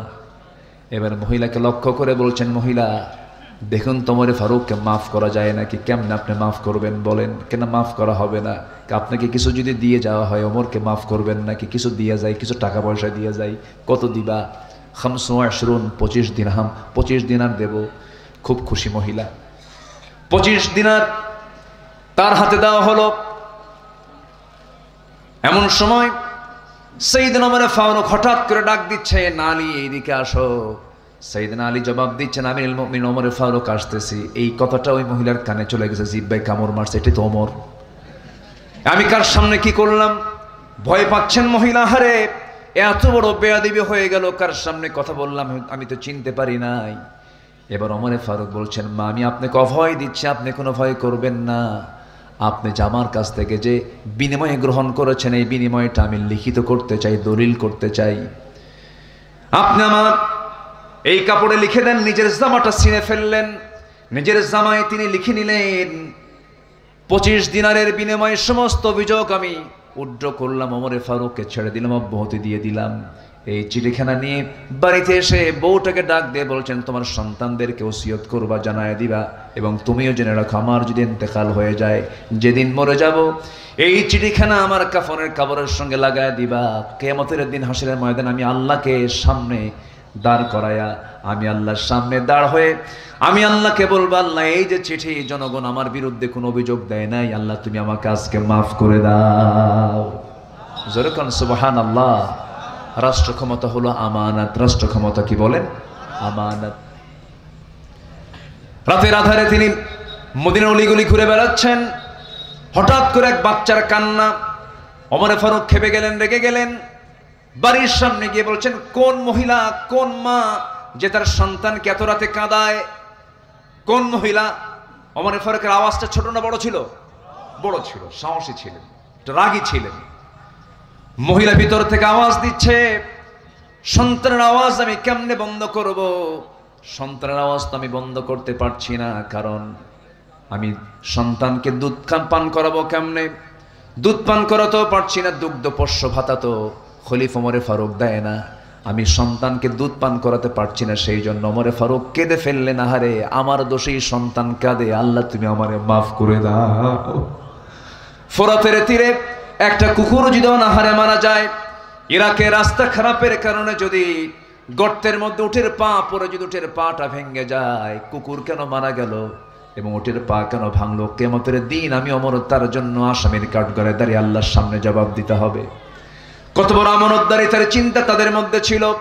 আল্লাহ রাব্বুল আলামিন সুন্দর করে বলছেন, ইন্নাল্লাহা ইয়া'মুরুকুম আন তু'আদ্দুল আমানাতি ইলা আহলিহা ওয়া ইযা হাকামতুম বাইনান নাসি আন তাহকুমু বিল আদল ইন্নাল্লাহা নি'মা ইয়া'ইযুকুম বিহি। জোরে বলুন আল্লাহু আকবার। আল্লাহ অর্ডার করেছেন, তোমরা কি করো? আমানতটাকে পরিপূর্ণরূপে আদায় করো, আমানতের খেয়ানত করো না। সাইয়েদনা ওমর ফারুক রাদিয়াল্লাহু তাআলা আনহু ডুকরে ডুকরে কাঁদতেন। আমার রাসূলকে খুব মোহাব্বত করতেন তিনি। যে রাসূলকে মারার জন্য যায়, সে রাসূলকে জীবন দেওয়ার জন্য প্রস্তুত আবার হয়ে যায়। জোরে কোন সুবহানাল্লাহ। রাসূলকে তিনি অত্যাধিক ভালোবাসতেন। এই যে মাসখানেক হয়েছে মক্কা মদিনায় গিয়েছিলাম, একটা আয়াত দেখে আমি চোখের পানি আটকাতে পারি নাই। আমার নবীর কবরের পাশেই শুয়ে আছেন দুজন সাহাবী, একজন আছেন আবু বকর, আরেকজন হচ্ছে ওমর ফারুক রাদিয়াল্লাহু তাআলা আনহু। এই দুইজন সাহাবীর কবরের উপরে একটা আয়াত আল্লাহ পাক তাদের সামনে দিয়েছিলেন। সে আয়াতটা সেখানে সুন্দর করে আয়াতটা লেখা আছে, ইয়া আইয়ুহাল্লাযীনা আমানু লা তারফাউ আসওয়াতাকুম ফাওকা সাওতিন নবী। কোন একদিনে আমার নবীজি বয়ান করছিলেন, সাহাবীরা সামনে বসা, দুজন সাহাবী সাইয়েদনা আবু বকর এবং ওমর রাদিয়াল্লাহু আনহু কোন একটা বিষয় নিয়ে তাদের মধ্যে বাকবিতণ্ডা বেজে যায়। দুজন কথা বলতে বলতে তাদের আওয়াজটা নবীর আওয়াজের চাইতে বড় হয়ে যায়। আমার নবীজির মনো কষ্ট হচ্ছিল, হারে আমার কথা ঢেকে যাচ্ছে আর সাহাবীদের কথার আওয়াজটা বড় হয়ে যাচ্ছে। রাসূল কষ্ট পাচ্ছিলেন। সঙ্গে সঙ্গে আয়াত নাযিল হলো, তোমরা নবীর কথার চাইতে তোমাদের কথার আওয়াজকে বড় করো না। যদি এমনটা হয়ে যায়, বেয়াদবি যদি হয়ে যায়, আন তাহবাতা আমালুকুম, তোমাদের সমস্ত আমলগুলোকে কাট করে দেওয়া হবে। সেই দিন থেকে নিয়ে রাসূলের মৃত্যুর দিন পর্যন্ত সাইয়েদনা ওমর ফারুক কোনোদিন জোর গলায় নবীর সামনে কথা বলার সাহস পান নাই। এত আস্তে আস্তে বলতেন কথা, একবার বললে রাসূল শুনতেন না। ওমর তুমি কি বললা আবার বলো, মানে এত আস্তে বলতেন যেন রাসূল যেন আবার যেন মন খারাপ না করেন, এত আস্তে আস্তে বলতেন। আমার নবী আবার শুনতে হতো, ওমর তুমি একটু জোরে বলো, ভয় পাচ্ছ কেন, আবার বলো। হুজুর জোরে বলতে ভয় পাই, না জানি কখন আয়াত নাজিল হয়। আমার বন্ধুগণ, শ্রী সাইয়েদনা ওমর ফারুক রাদিয়াল্লাহু আনহু এত বড় পছন্দের বান্দা আল্লাহর ছিলেন, এই লোকটাও মাঝে মাঝে হতাশ হয়ে যেতেন। একদিন কাঁদতে কাঁদতে এক সাহাবীর কাছে চলে গেলেন, যে সাহাবীর কাছে আমার রাসূল মুনাফিকদের তালিকা রেখে দিয়েছেন। তার কাছে গিয়ে বলছে, ভাই হুযায়ফা শোনো, একটা কথা বলবো, তুমি আমাকে একটু উপকার করবে। কি উপকার? দেখো তো রাসূল যে মুনাফিকদের তালিকা তোমার হাতে দিয়েছেন, দেখো তো ওই তালিকার ভিতরে আমি ওমর আমার নামটা আছে নাকি।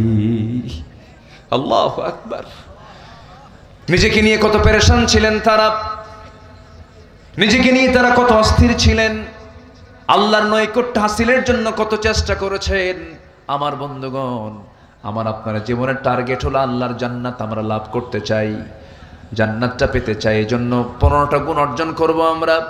নাম্বার 1 হলো সত্যবাদী হব, নাম্বার 2 হলো আমানতদার হব, আমানতের খেয়ানত কখনো করব না। বোনের সম্পত্তি বোন পাবে, কোনো কথা নাই, বোনকে ডাক দিয়ে বলবো, বোন সম্পদটা নিয়ে যা, তোর সম্পত্তি বুঝে নে।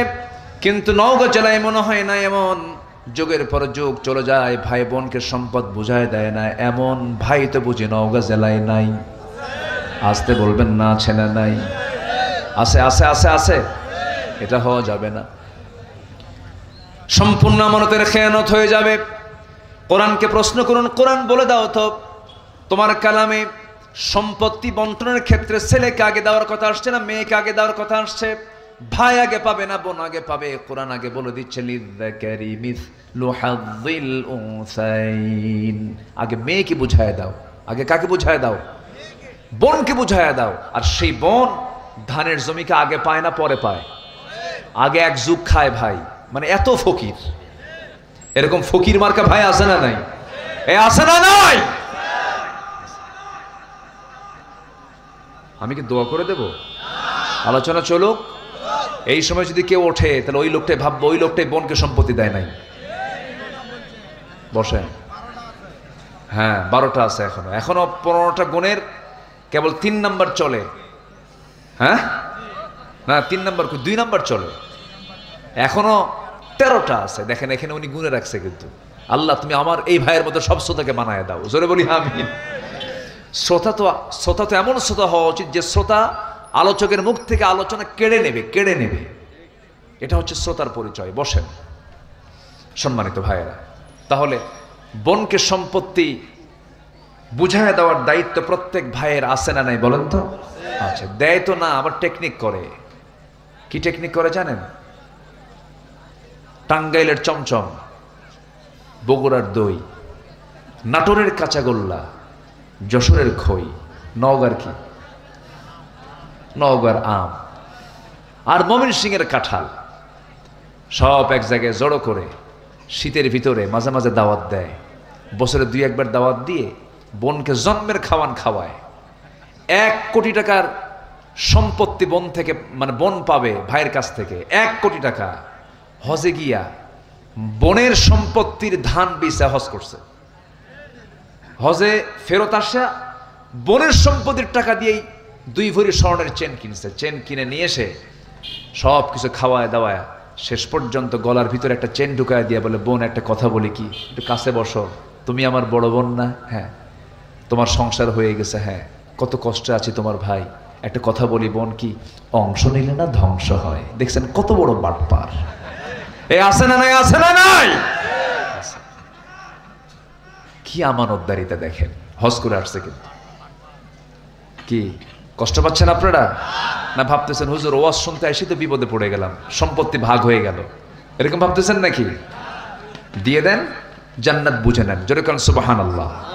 দিয়ে দিবেন কি বুঝে নেবেন? জান্নাত বুঝে নেবেন। সর্বনিম্ন জান্নাত হবে 10টা পৃথিবীর মতো একটা জান্নাত। আর সামান্য দুনিয়ার এই সুতোমুতা নিয়ে আপনি এত টেনশন করতেছেন। সর্বনিম্ন জান্নাত হবে 10টা পৃথিবীর মতো একটা জান্নাত। কল্পনার বাইরে এটা কল্পনাই করতে পারবেন না। জান্নাতের মধ্যে থাকবে 4টা নহর। কটা নহর বলেন? দুধের নহর, শরাবের নহর, মধুর নহর, পানির নহর। সুবহানাল্লাহ বলা যাবে না ভাই? দুনিয়ার পানি খাইলে মানুষ বুড়া হয়, দুনিয়ার মধু খেলে মানুষ বুড়া হয়, আর দুনিয়ার শরাব মদ খাইলে তো লিভার পয়সা চোখ লাল হয়ে শেষ হয়ে যায়। কিন্তু জান্নাতের যে শরাব, জান্নাতের যে মধু, জান্নাতের যে পানি, জান্নাতের যে দুধ, এটা পান করলে কোনোদিন ওই বান্দা বুড়া হবে না।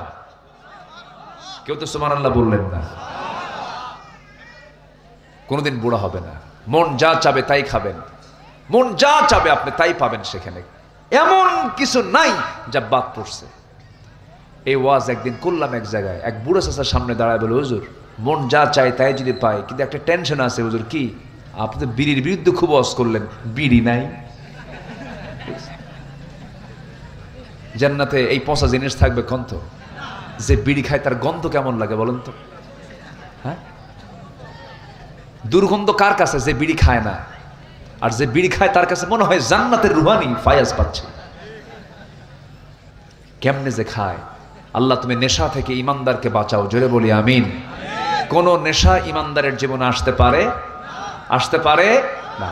মাহফিল এসে আবার প্রশ্ন করে, হুজুর বিড়ি খাওয়া কি জায়েজ আছে?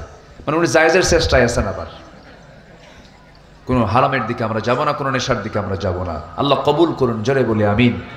খুব খুশি হলাম, একটা লোক নড়েন নাই। আমি খুবই আনন্দিত। একটু মনোযোগ দিয়ে শুনুন। এখন আসুন আমরা 3 নম্বরে যাই। বহু আলোচনা তো, এই 3 দিন ব্যাপী তাফসীর মাহফিল, এই 3 দিন যদি আমরা রাখতেন তাহলে আমি এই আলোচনাগুলো করতে পারতাম। এখন পাইছি তো একদিন। কষ্ট পাচ্ছেন নাকি আপনারা? নাম্বার 3, ধৈর্যশীল হব আমরা। কি হব বলেন তো? ধৈর্যশীল। বিয়া আগে না ধৈর্য আগে? আজ থেকে বিয়া আগে না ধৈর্য আগে? ব্যবসা আগে না ধৈর্য আগে? ব্যবসা করতে নিলে ধৈর্যের দরকার আছে না? আপনি কাপড় বেচতেছেন, একটা গেঞ্জি বিক্রি করবেন, এক গেঞ্জি দেখেই কি কাস্টমার কেনে? কটা গেঞ্জি দেখাতে হয়? 15-20টা একজন কইছে, মনে দোকান আছে মনে হয় ওনার।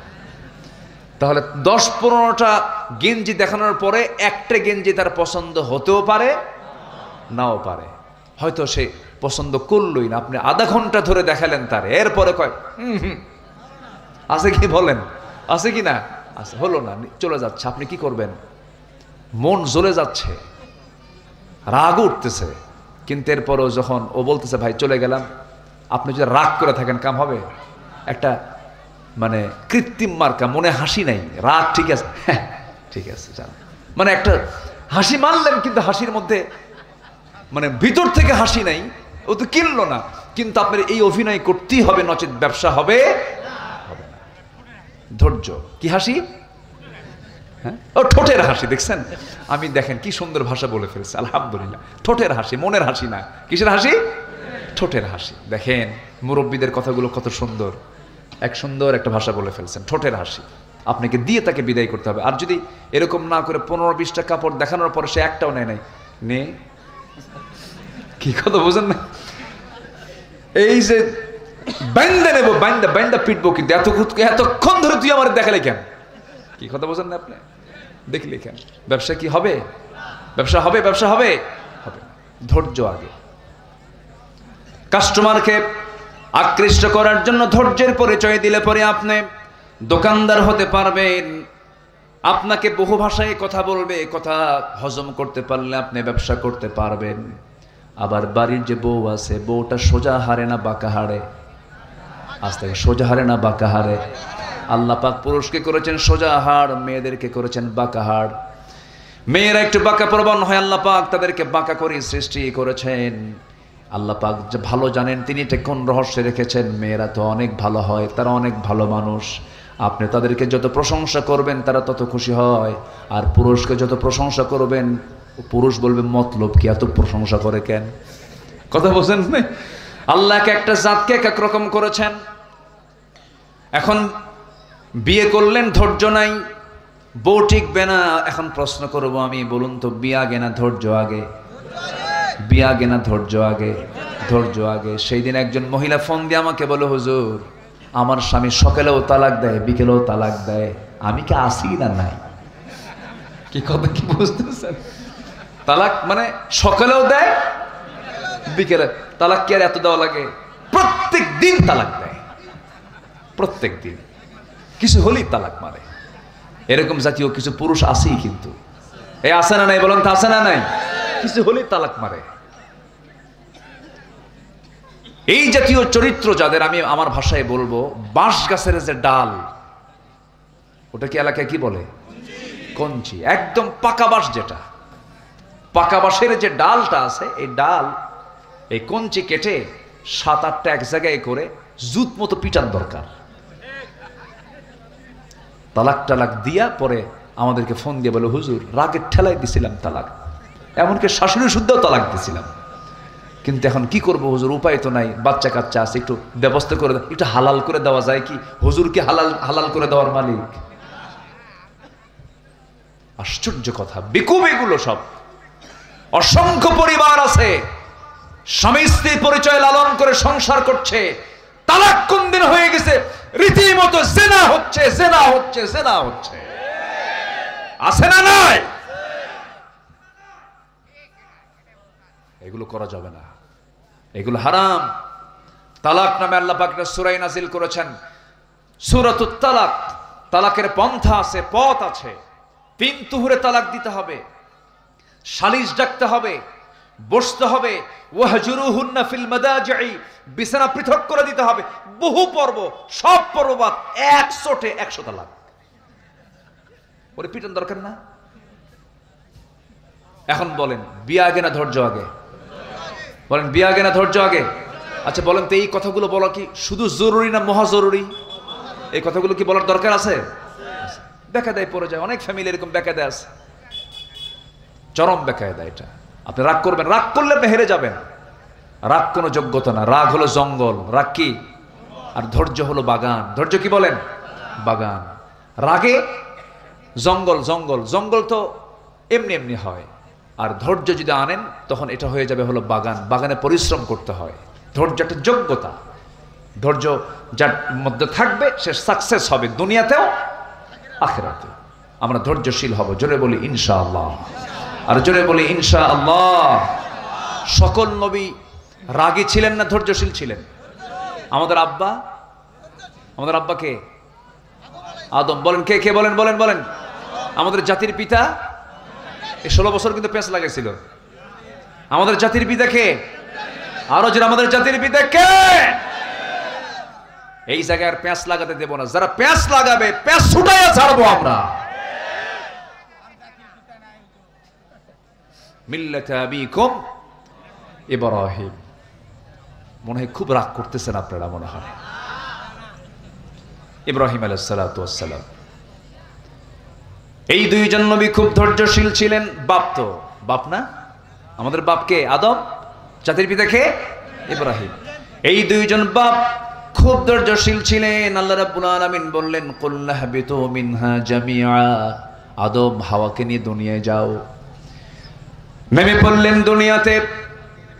জান্নাতের খাবার খেয়েছেন আমার আব্বা আম্মা, আমরাও জান্নাতে গিয়ে জান্নাতের খাবার খাবো। কেউ তো ইনশাআল্লাহ কন না? আরে জোরে কয় না ইনশাআল্লাহ?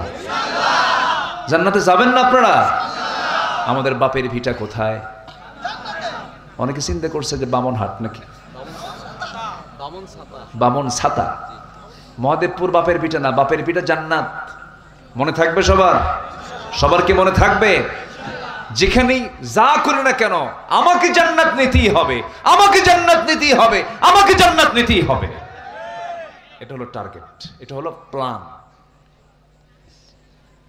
জান্নাত থেকে দুনিয়াতে চলে আসলেন, কেউ নাই দুনিয়াতে, কেউ নাই। মাত্র কয়জন মানুষ? 2 জন। 2 জন 2 প্রান্তে পড়লেন।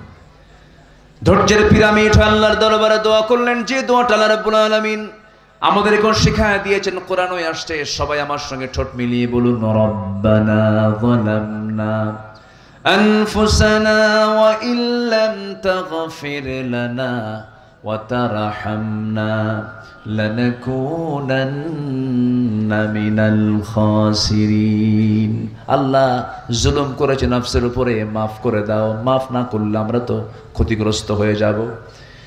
দোয়া করেছেন ইব্রাহিম আলাইহিস সালাতু ওয়াস সালাম, তাকে মেরে ফেলার জন্য কোথায় ফেলেছিল বলেন বলেন বলেন, কোথায় কোথায় কোথায়? রাষ্ট্রীয় সন্ত্রাসী কায়দায় রাষ্ট্রযন্ত্র কর্তৃক আমার বাপ ইব্রাহিম আলাইহিস সালামকে আগুনে নিক্ষেপ করেছিল, কিন্তু তিনি কারো কাছে আশ্রয় চাইলেন না। তিনি আশ্রয় চাইলেন কার কাছে? আসতে বলবেন না, কার কাছে? অত বড় বিপদ থেকে বাঁচায়া দিয়েছেন তিনি, যিনি আমার কে? আমার রব কে? আল্লাহ। আল্লাহই বাঁচাবেন আমাকে আপনাকে, আল্লাহ আমাকে আপনাকে রক্ষা করবেন। কত মুরব্বীদের মুখ থেকে শুনেছি, না মরা পর্যন্ত দেশ আর ঠিক হবে না, না মরা পর্যন্ত। কিন্তু আল্লাহ বলেন, না রে না, বেঁচে রাখবো, কিন্তু দেশে নয়, দিল্লিতে। ঠিক না? দিল্লিতে। 2018 সাল হঠাৎ করে আমার বাড়ি ঘেরাও করে পুলিশ আমাকে তুলে নিয়ে থানায় চলে আসলো। নির্বাচনের আগ দিয়ে 2018 সালে থানায় নিয়ে এসে ওসি মহোদয় বলতেছে, হুজুর একটু মাফ করে দিয়ে না আমারে। বললাম, ধরে আনলেন আবার মাফ চান কেন? তো বলতেছে, হুজুর উপায় নাই, উপর থেকে চাপ, আমার চাকরি চলে যাবে, তাছাড়া একটু জেল খেটে আসে, নির্বাচন হয়ে গেলে আবার বের হয়ে আসবেন, যা বলতেছে আমাকে। তো বললাম যে তাহলে এখন কি মামলা দিবেন? হুজুর কি করবো, উপায় তো নাই, আপনাকে জেলে যেতেই হবে। হুজুর বদদোয়া যেন দিয়েন না, একটু দোয়া করেন। বারবার আমাকে বলতেছে। দেখেন আমার বাচ্চা কাচ্চা আছে, তো চাকরি বাঁচান তো ফরজ। বললাম, ইমান বাঁচান তো নফল। কি বলবো আর? ধরে নিয়ে চলে গেল জেলখানায়, তারাক দিয়ে কোর্টে তুললো। জজ সাহেব আমার দিকে তাকায় জিব্বায় কামড় মেরে কয়, এই লোকটারে ধরে আনলো কারা? মামলার ধারা দেখে জিব্বায় কামড় মেরে, এই ধারায় যদি জামিন দেয় আমার চাকরি নাই। জামিন অযোগ্য বিবেচনা করে বাস আমাকে আবার প্রিজন ভ্যানে করে জেলখানায় পৌঁছায় দিল। মূল গেট দিয়ে ভিতরে ঢোকা মাত্রই দেখে এক বুড়া চাচা, চামড়াগুলো কুঁচকে গেছে, 80 ঊর্ধ্ব বয়স, আমাকে দেখেই একটা লম্বা সালাম দিল। সালাম দিয়ে বলল, হুজুর আপনি জেলখানায় ঢুকলেন, খুব খুশি হলাম। তো বললাম যে চাচা আপনি এটা কি করলেন, আপনি খুশি হলেন আমি জেলখানায় ঢুকলাম দেখে? কে বাবা, ওয়াজ শুনতে যাই, কত ওয়াজ শুনছি জীবনে আপনার, কিন্তু এত চেষ্টা করছে মোসাফা করব, তাও পারি নাই। আল্লাহ আজকে আমার এত সহজ করে সামনাসামনি মিলাই দিল, দোয়া করে আপনি জেলখানায় থাকেন। তো বললাম, চাচা ঠিক আছে আসছি, থাকি, একসঙ্গে তো থাকবো, কিন্তু আপনি কেন জেলখানা নাতিপুতি থুলে? কে বাবা, বিস্ফোরক বিস্ফোরক। বললাম, বিস্ফোরক মানে? কে বিস্ফোরকের মামলা দিছে বাবা, কিন্তু বিস্ফোরক তো বুঝি না, বিস্ফোরক কি খায় না কি করে? চাচা এটাও বোঝে না বিস্ফোরকটা কি। এই ছিল হালচাল। জুলুম করেছেন। 25 বছর আগে আল্লামা সাঈদী বলেছিলেন, গোড়ায় নাড়া দেব, মামু বাড়ি দিল্লি গিয়ে পড়বা। সোজা কোথায় গিয়ে পড়ছে? লন্ডনে, ইতালিতে, আমেরিকায়, ওয়াশিংটনে, পাশে নেপালে, ভুটানে, শ্রীলঙ্কায় পড়ছে। সোজা কোথায়? আল্লামা সাঈদী তার নাম। আল্লাহু আকবার বলবেন না? 25 বছর আগের বক্তব্য তার। উনি বলেছিলেন, এমন একটা সময় বাংলাদেশে আসবে, নাস্তিক চক্র পালানোর জন্য একটি ইঁদুরের গর্ত খুঁজে পাবে না। পাইছে? পায় নাই। মানিক শুয়েছিল কলার পাতায়। দেশের টপ লিস্টেড একজন ধনী পালাতে গিয়ে আবার ভুল করে নৌকায় চড়ে দাড়ি মস্কাইটা চোরের মতো পালাতে চাইছিল। কি ঠিক কিনা বলেন? কয় নাম্বার ধনী? 1 নাম্বার ধনী। মিলছে কথা? মিলছে কথা? মিলছে? এটাই বাস্তবতা। জুলুম করা যাবে না। জুলুম যেখানেই হোক না কেন, আপনি স্বামী বইয়ের প্রতি জুলুম করছেন, আল্লাহ আপনাকে ছাড়বেন না। আপনি স্ত্রী স্বামীর প্রতি জুলুম করছেন, আল্লাহ আপনাকে ছাড়বেন না। আপনি ইমাম মুসল্লিকে কষ্ট দিচ্ছেন, আপনি আল্লাহ পাক ছাড়বেন না। মুসল্লি হয়ে ইমামকে টর্চার করছেন, আল্লাহ আপনাকে ছাড়বেন না। কোন জায়গায় জুলুম করা যাবে? জুলুম করা যাবে? তাহলে ধৈর্যশীল আমরা হব। ধৈর্য আছে যার, বিজয় আছে তার। ধৈর্যশীল আমরা হব। তবে একজন নবী একটু রাগী ছিলেন। সেই নবীর নামটা কি বলেন তো? বাপরে বাপ, বাড়ি কি আশেপাশে নাকি? চটাল নবী। কি নবী বলেন তো? চটাল। খুব রাগী নবী ছিলেন। এমন রাগ তার মধ্যে ছিল, রাগের ঠেলায় মাঝে মাঝে মাথার চুলগুলো খাড়া হয়ে টুপি ভেদ করে বের হয়ে যেত। খুব রাগী মানুষ ছিলেন। ছিলেন লোকটা তোতলা। কি ছিলেন? তোতলা ছিলেন। প্রথম দিকে তোতলা ছিলেন, আল্লাহ রাব্বুল আলামিন তার তোতলামি ছেড়ে দিয়েছিলেন। তিনি সুস্থ হয়েছিলেন, আল্লাহর কাছে চেয়েছিলেন, আল্লাহ তুমি আমার জিহ্বাকে সোজা করে দাও। রব্বিশ রাহলি সদরি ওয়ায়াসসিরলি আমরি। এরকম করে তিনি দোয়া করেছিলেন। যারা তোতলা হয় তারা রাগী হয়। এই লোকটা, এই নবী একটু অন্য নবী থেকে সচরাচর একটু ভিন্ন ছিলেন। কোন নবীর সঙ্গে আল্লাহ রাব্বুল আলামিন ডাইরেক্ট কথা বলেন নাই, জিবরিল মারফত কথা বলেছেন। কিন্তু আল্লাহ একজন নবীর সঙ্গে ডাইরেক্ট বাক্যালাপ করেছেন। সেই নবীর নামটা কি বলুন? ওয়া কাল্লামাল্লাহু মূসা তাকলিমা। ডাইরেক্ট বাক্যালাপ করেছেন। একদিন কথা বলতে বলতে মুসা বলছেন, আল্লাহ একটা কথা বলি, সারা জীবন তো অডিও কলে কথা বললাম, আজকে ভিডিও কলে কথা বলবো। কি কলে কথা বলবো? Video call. আল্লাহ বলছে, ও মুসা, তোমার অপশনে যে দেখো ভিডিও কল নাই, শুধু অডিও কল আছে। আল্লাহ চেষ্টা করব। আল্লাহ বললেন, তারানি, আমাকে দেখতে পাবে না। না, আমি চেষ্টা করব। আল্লাহ বলছেন, তুর পাহাড়ে আসো। ওয়াত্তিন ওয়াজ্জাইতুনি ওয়া তুরি সিনিন ওয়া হাযাল বালাদিল আমিন। তুর পাহাড়ে চলে আসো। মুসা মুসকি মুসকি হাসি মেরে বলছে, আল্লাহ তুমি এত দূরের পাহাড়ের নাম নিলা, আমার আশেপাশে এত পাহাড় আছে, 800 মাইল দূরের পাহাড়ের নাম নিলা। আমি মুসাও কম না, আমি তোমাকে দেখতে দৌড় মেরে হলেও সেখানেই যাব। আমার বন্ধুগণ, আল্লাহকে দেখতে পেলেন না, কারণ এই চর্মচক্ষু দিয়ে আল্লাহকে দেখার কোনো ক্ষমতা আমাদের এই জাগতিক জীবনে নাই। তবে আল্লাহকে আমরা দেখব তৃপ্তি ভরে জান্নাতের মধ্যে। জোরে বলি ইনশাআল্লাহ। আল্লাহ কার মতো? আল্লাহ আল্লাহর মতো। কি সুন্দর করে জবাব দিয়েছেন একজন। আল্লাহ তার আল্লাহর মতো। জোরে করে আল্লাহু আকবার বলেন। আমরা জান্নাতে গিয়ে তাকে দেখতে চাই। আল্লাহু আকবার। আল্লাহ কবুল করুন। জোরে বলি আমিন। আমার বন্ধুগণ, এই মুসা আলাইহিস সালাতু ওয়াস সালামের প্রচন্ড রাগ ছিল। হঠাৎ করে একদিন তার সামনে একজন বেয়াদব বেয়াদবি করতেছে। বারবার বলছেন, তুমি বেয়াদবি করো কেন? বারবার বেয়াদবির মাত্রা আরো বেড়েই চলছে। হাতটা আস্তে করে বের করে দিলেন শাসন করার জন্য। তার গালে চবাটাঘাত করলেন, থাপ্পড় মারলেন। এক থাপ্পড় মারছেন, শেষ না হতেই লোকটা জমিনে পড়েই সঙ্গে সঙ্গে মারা গেল। থাপ্পড় মারাও সারা, মরে যাওয়াও সারা। যখন মরে গেছে আল্লাহকে বলছে, আল্লাহ দোষ কিন্তু আমার না, নিয়ত ছিল শাসনের জন্য, বেয়াদবি করতেছে, ভালো হ। কিন্তু এমন ভালো হলো, মরে গেল। মার্ডার কেসের আসামি তুমি, আল্লাহ নিজে। কারা দোষ দেয়? আল্লাহ বলছে, মুসা শোনো, তোমার বিরুদ্ধে ফেরাউন হত্যার হুলিয়া জারি করেছে, আর টিকতে পারবে না। তুমি এখন এখান থেকে বের হয়ে যাও, হিজরত করো। কারণ আমার প্রিয় বান্দা দুনিয়াতে আরো এসেছে, তারা কেউ টিকতে পারে নাই, মাতৃভূমি ছাড়তে হয়েছে। আমার নবীও মাতৃভূমি ছেড়েছেন। মক্কা থেকে কোথায় গেছেন? মদিনা চলে গেছেন। দেশের মানুষ তাকে সম্মান করতে শেখে নাই, তাকে মেরে ফেলার সিদ্ধান্ত নিয়েছিল। তোমাকেও মরার, তুমি মুসা, তোমাকে মেরে ফেলার সিদ্ধান্ত নিয়েছে। আল্লাহ বলছেন, তুমি দেশ থেকে চলে যাও, দেশ থেকে বের হয়ে যাও। সেখান থেকে রওনা করলেন। মাদিয়ান নামক এলাকায় চলে গেলেন। খাবার নাই, তৃষ্ণা, পানি, যন্ত্রণা, ছটফট করছিলেন। কূপের ধারে গেলেন, কূপ থেকে পানি তুললেন, পান করলেন, তৃষ্ণা নিবারণ করলেন। কেউ তাকে চিনে না, আশেপাশের লোকজন কেউ তাকে বুঝে না, চিনতে পারছে না। হঠাৎ করে দূর থেকে লক্ষ্য করে দেখেন, দুজন মহিলা হাতে বালতি করে পানি তোলার জন্য কূপের ধারে আসছে, দাঁড়ায় আছে, কূপ থেকে পানি নেয় না। এবার মুসা বলছেন, ও মহিলা, দাঁড়ায় আসো কেন? কূপ থেকে পানি নিয়ে চলে যাও, সন্ধ্যার পরে তো তোমাদের কষ্ট হবে, সন্ধ্যার পরে মেয়েরা বাইরে থাকতে নেই। এবার দুই মহিলা বলছে, কেমন করে আমরা ওই কূপ থেকে পানি তুলবো? কারণ ঢাকনার যে ওজন, সেই ঢাকনা টান দেওয়ার মতো শক্তি আমাদের নাই। কারণ ঢাকনা টান দিতে 7 থেকে 8 জন যুবকের প্রয়োজন হয়।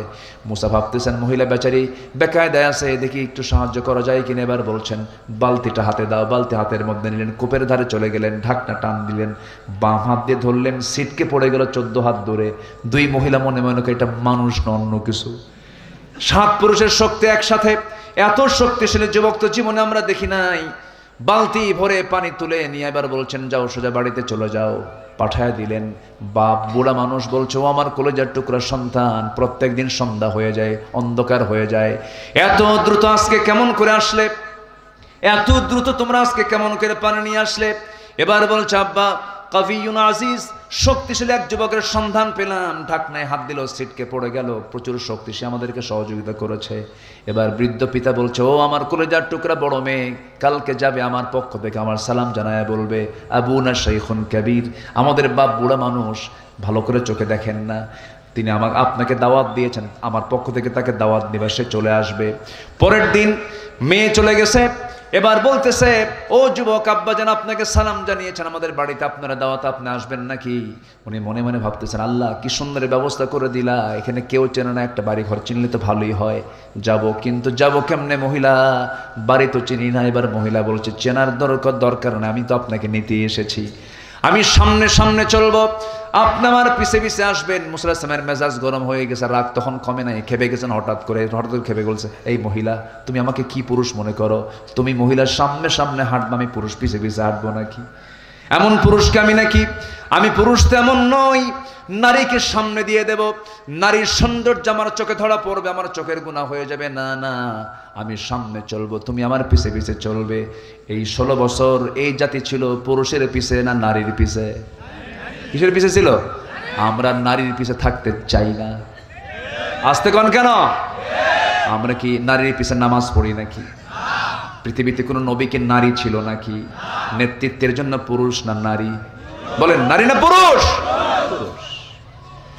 মুসা আলাইহিস সালাম বলেন আমি সামনে সামনে যাব, তুমি মহিলা আমার পিছে পিছে চলবে, তুমি শুধু 2টা শব্দ উচ্চারণ করবে, ভুল যদি করি, ডান দিকে রাস্তা যদি বাম দিকে যায় তখন বলবে ডান, আবার বাম দিকে রাস্তা যদি ডান দিকে যায় তুমি বলবা বাম, শুধু 2টা শব্দ শুধু মুখ থেকে বের করবে, ডান বাম, তবে ভুল হলে বলবে, ভুল না হলে কথা বলার দরকার নাই, কারণ তুমি যদি বেশি বেশি ঘন ঘন কথা বলো, তোমার কথার মধ্যে সৌন্দর্য চলে আসলে পরে আমার গুনাহ হয়ে যাবে, চোখের গুনাহ হবে, একটা কথা বলতে পারবা না, বেশি কথা বলবা না। এবার মহিলা মনে মনে চিন্তা করে, গতকালকে দেখলাম শক্তিশালী যুবক, আজকে দেখি চরিত্রবান যুবক বটে, সে আমানতদার মনে করে, নারী জাতিকে সম্মান করে, মনে মনে পছন্দ। কি কথা কি বুঝতেছেন? কথা কি বুঝতেছেন আপনারা? মনে মনে পছন্দ হয়ে গেছে। কেন? চরিত্রবান যুবক, আমানতদার যুবক, চেয়ে থাকে না, পর্দার নিয়ম রক্ষা করে চলে, গায়ের শক্তি ভালো। এখনকার মেয়েরা কি এগুলো পছন্দ করে নাকি? এখন দেখে যদি কোনো বাপ যদি ভুল করে যদি দাড়িওয়ালা ছেলে নিয়ে আসে, মেয়ে বলে বাবা তোমার রুচি শেষ কেন? চাচা নিয়ে আসছো। কি নিয়ে আসছো?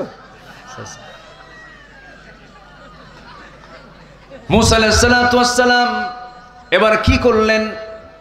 সোজা চলে গেছেন, মুরব্বীকে দেখে, বৃদ্ধ লোকটাকে দেখে সালাম বিনিময় করলেন, মুসাফা করলেন, মুআনাকা করলেন। হঠাৎ করেই বৃদ্ধ লোকটার মুখ থেকে বের হয়ে আসতেছে হে যুবক তোমার নাম তো মুসা। উনি অবাক হয়ে গেলেন, আমাকে চিনল কেমনে? এত দূরের মানুষ, চেনার তো কথা নয়, জানার তো কথা নয়, আমাকে চিনল কেমনে, জানলো কেমনে? এবার বলছেন ও বৃদ্ধ চাচা আপনি আমাকে চিনলেন কেমনে? আমি তো ভয় পাচ্ছি। কেন? উনি বলতেছেন আমি তো ভয় পাচ্ছি, আপনি আমাকে চিনলেন কেমনে? এবার বলছে শোনো ও মুসা, শুধু তোমার নাম জানি না, তোমার কামও জানি। কেন? থাপ্পড় মারছো, মানুষ মরছে, এরপরে আসছো।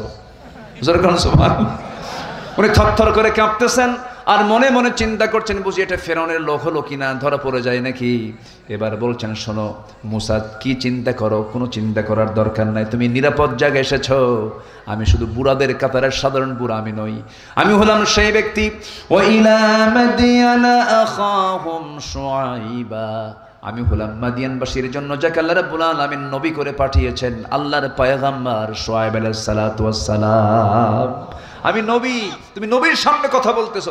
দারুণ খুশি মুসা, তখন তিনি নবী হন নাই, খুশি হয়ে জড়িয়ে ধরলেন, আবার তাকে সম্মান জানালেন।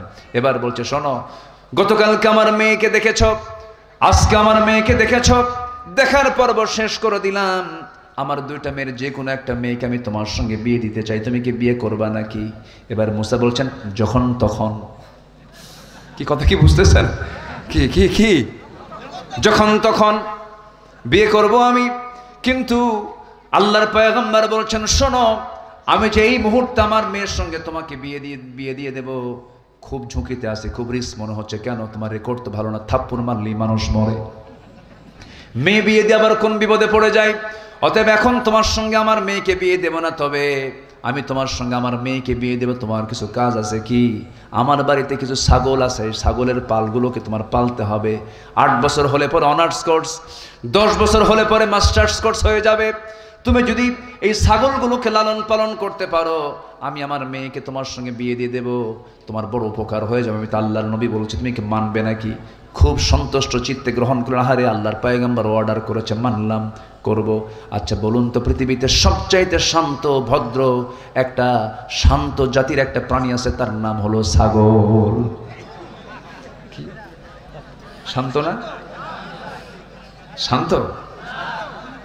ছাগল যদি একবারে ব্রেক মারে, ব্রেক মারা বোঝেন তো, 4 পায়ের সামনের 2 পা যদি একবার গিয়ার ফেলে বুঝলেন তো, একবার যদি ব্রেক মেরে ফেলে, ব্রেক মারার সঙ্গে সঙ্গে আপনার দড়ি ছেড়ে আপনি বের হয়ে যাবেন, বলবে তুই যা, আমি যাব না। দারুণ বাঁকা প্রাণী। এই ছাগল পালার দায়িত্ব দেওয়া হলো, এই আল্লাহর পয়গম্বর মুসা আলাইহিস সালামের কাঁধে দায়িত্ব পড়ে গেছে। কষ্ট করে করে 10টা বছর ছাগল পালন করলেন। 10ম বছরের শেষ দিন সেই ছাগলগুলো নিয়ে যখন বাড়িতে ফিরবেন, হঠাৎ করে একটা ছাগল পাল থেকে ইবনে কাসির আসছে। একদিকে মাল্লা দৌড়, সেই দৌড় মারা ছাগলের দিকে আল্লাহর নবীও মারছেন দৌড়। ছাগল যত দৌড়ায় আল্লাহর নবী তত দৌড়ায়, দৌড় যত বেশি রাগ তত বেশি। রাখতে রাখতে রাখতে রাখতে চূড়ান্ত লেভেলে চলে গেছে। ছাগল থেমে গেছে, ছাগল আর পারলো না, ছাগল থেমে থরথর করে কাঁপতেছে। এবার রাগে গোসায় ফেটে পড়ে 2 হাত দিয়ে 2 পা শক্ত করে ধরেই শূন্যের উপরে খাড়া করেছেন, 1 আছাড় মারবেন। কিন্তু লক্ষ্য করে দেখেন ছাগলটার চোখ মুখে দারুণ ভয়, চরম কাঁপতেছে, শরীরের লোমকূপ থেকে টপ টপ করে ঘাম ঝরতেছে। দেখলেন ছাগলটা তো ছাগলে, ওকে মেরে লাভটা কি? ও তো বোঝেই না ওকে মেরে লাভটা কি। আস্তে করে তার মধ্যে একটু ধৈর্য চলে আসলো, সান্ত্বনা চলে আসলো। 2 পা ছেড়ে দিয়া ছাগলটাকে কোলের মধ্যে নিয়ে আদর করলেন, মোহাব্বত করলেন, দয়া পরবশ হলেন, তার প্রতি রহম দিল হলেন। আল্লাহ বললেন, মুসা রাগ কমে গেছে, নবুয়ত দিয়ে দিলাম। যেরকম সুবহানাল্লাহ। তাহলে নবুয়ত পেতে হলেও কি লাগে? আস্তে করে কি লাগে? কি লাগে? কি লাগে? কি লাগে? ধৈর্য লাগে। আসেন দোয়া করি। আলোচনা শুনবেন আপনারা? একদম জাস্ট 12টা বাজে, একদম 12টা কাটায় কাটায় না, 12টা। ইন্না লিল্লাহি শুহাদা বিল কিসত। নাম্বার 7 হলো তওবা করা, ক্ষমা প্রার্থনা করা। তওবা করবে বান্দা, মাফ করবেন কে? আস্তে বলুন না, মাফ করবেন কে? ক্ষমা চাইবে বান্দা, ক্ষমা করবেন কে? আমাদের ক্ষমা চাওয়া হলো বান্দার কাজ, আর ক্ষমা চাওয়া হলো বান্দার কাজ, মাফ করে দেওয়া কার কাজ? আল্লাহর কাজ। আমাদের কাজ আমরা করব, আল্লাহর কাজ আল্লাহ করবেন। আল্লাহর কাছে আমরা যখন চাবো, লজ্জা নিয়ে চাবো না লজ্জাহীন হয়ে চাবো? বলেন, হায়া নিয়ে না বেহায়া হয়ে? হায়া নিয়ে চাইলে আপনি পাবেন না, বেহায়ার মতো চাইতে হবে। একবার চাইলে হায়া, একবার চাইলে কি হায়া হলো। কিন্তু আল্লাহর কাছে একবার চাবো না, বারবার চাবো।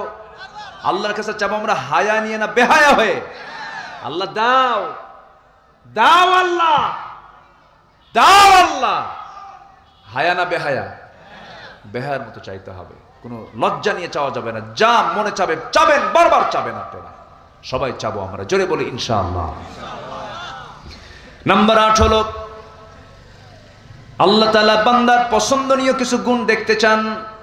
এর মধ্যে আরেকটা হলো, সেটা হলো দয়া থাকা, সহানুভূতি থাকা, রাহমাত থাকা। খুদিল আফওয়া ওয়া আমুর বিল আরফি ওয়া আ'রিদ আনিল জাহিলিন। নাম্বার 9 হলো তাওয়াদু, নম্রতা। আল্লাহর যারা বান্দা হবে, উগ্র হবে না, অহংকারী হবে না। وعباد الرحمن الذين يمشون على الأرض هونا وإذا خاطبهم الجاهلون قالوا سلاما। নাম্বার 10 হলো শুকর, শুকরিয়া আদায় করা, কৃতজ্ঞ হওয়া। لئن شكرتم لأزيدنكم ولئن كفرتم إن عذابي لشديد। নাম্বার 11 হলো শুজাআ, সাহসী হওয়া। ইমানদাররা ভীরু হবে না, সাহসী হবে। পিছপা হবে না, সামনে যাবে। বলেন, পিছপা হবে না, সামনে যাবে। ইউকতাল আও ইয়াগলিব ফাসাউফা নুতিহি আজরান আযীমা। অনেক লম্বা লম্বা ব্যাখ্যা ছিল। নাম্বার 12 হলো নেক কাজের আদেশ দেওয়া, মন্দ কাজ থেকে বিরত রাখা। আল্লাহ রাব্বুল আলামিন বলেন, কুনতুম খায়রা উম্মাতিন উখরিজাত লিন-নাসি তা'মুরুনা বিল মা'রুফি ওয়া তানহাউনা আনিল মুনকার। নাম্বার 13 হলো বিশ্বাসযোগ্যতা অর্জন করা, ওয়াল্লাযীনা হুম লিআমানাতিহিম ওয়া আহদিহিম রাউন। নাম্বার 14 হলো নিষ্ঠাবান হওয়া, যে কোনো কাজে নিষ্ঠার সাথে দায়িত্ব পালন করা, অবহেলা না করা। আল্লাহ রাব্বুল আলামিন সুন্দর করে বান্দাকে বলছেন, বান্দারে আমি কেন তোমাকে দুনিয়াতে পাঠিয়েছি? আল্লাযী খালাকাল মাউতা ওয়াল হায়াতা লিয়াবলুয়াকুম আইয়ুকুম আহসানু আমালা। সর্বশেষ যে গুণটা সেটা হলো সহনশীল হওয়া। আল্লাহ তাআলা সহনশীল, আল্লাহ হালিম। আল্লাহ কি? হালিম। হালিম বলেন তো আল্লাহ কি বলেন? হালিম, সহনশীল তিনি। ক্রোধকে সংবরণ করতে হবে। রেগে গেছেন, সংবরণ করতে হবে। খেপে গেছেন, নিজেকে কন্ট্রোল করতে হবে। আল্লাহ রাব্বুল আলামিন বলেন, আল্লাহ কাকে ভালোবাসেন? ওয়াল কাযিমিনাল গায়য ওয়াল আফিনা আনিন নাস ওয়াল্লাহু ইউহিব্বুল মুহসিনিন। যারা ক্রোধকে সংবরণ করবে, মানুষকে মাফ করে দেবে, আল্লাহ এই সমস্ত মুহসিন বান্দাদেরকে দারুণ দারুণ ভালোবাসেন। জোরে বলি সুবহানাল্লাহ। এই যে 15টা গুণ, এই 15টা চারিত্রিক গুণ যদি জাতির মধ্যে চলে আসে, এই জাতিকে পাহারা দেবার জন্য পুলিশ লাগবে না, এই জাতি পাহারা দেবার জন্য কোনো বিজিবি লাগবে না, কোনো প্রশাসন লাগবে না। এই 15টি চরিত্র কোনো বান্দার মধ্যে আসলে বান্দা নিজের জন্য নিজেই যথেষ্ট হয়ে যাবে। জোরে বলি সুবহানাল্লাহ। এই 15টা গুণ এই জাতির মধ্যে আল্লাহ তাআলা উপস্থিত করে দেন। জোরে বলি আল্লাহুম্মা আমিন। আমার মা যারা আসছেন, মাদেরকে একটু বলে দেই, আপনার বাড়িতে 3টা জিনিস নিশ্চিত করবেন। আমার মা, আপনার সন্তানের মা, ঘরে থাকেন, বাড়ির মধ্যে থাকেন, কত কাজ করেন, খুব ভালো হয়ে যাবে। সবগুলো কাজ আপনার ইবাদত বলে গণ্য হবে। 3টা জিনিস নিশ্চিত করে ফেলবেন। আমার ভাইরাও জেনে রাখেন, প্রত্যেক বাড়িতে 3টা জিনিস যেন রেগুলার থাকে। নাম্বার 1 হলো ঘুম থেকে উঠে যে কাজটা হবে, ফজরের 4 রাকাত নামাজ, এবং তারপরে যে মূল্যবান কাজ যেটা হবে সেটা হলো তেলাওয়াত। কি হবে বলেন? তেলাওয়াত। কি বলেন? কি বলেন? বলেন তেলাওয়াত। 1 নাম্বার হলো নামাজ। বাচ্চাকে আগে স্কুলে যেতে বলবো না নামাজ পড়তে বলবো? বলেন, মাদ্রাসায় যাওয়া আগে, স্কুলে যাওয়া আগে না নামাজ আগে?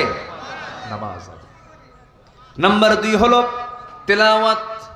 আল্লাহর কসম করে বলে যাচ্ছে আমার ভাইয়ের, আমি বলে দিচ্ছি, আপনি মাথায় রাখবেন, যে বাড়িতে কোরআন তেলাওয়াত নিয়মিত হবে সেই বাড়িতে শয়তান কখনো ওয়াসওয়াসা দিতে পারে না। সেই বাড়িতে বড় ধরনের কোনো রোগ আসবে না, রোগ বালাই হবে না। কোরআন তেমন একটা কিতাবের নাম, তেলাওয়াত আছে যে পরিবারে, যে দেহে, সেই দেহে রোগ আসে না। জোরে কান সুবহানাল্লাহ। ওয়ানুনাজ্জিলু মিনাল কুরআনি মা হুয়া শিফাউ ওয়া রাহমাহ। আল্লাহ কবুল করুন। জোরে বলি আমিন।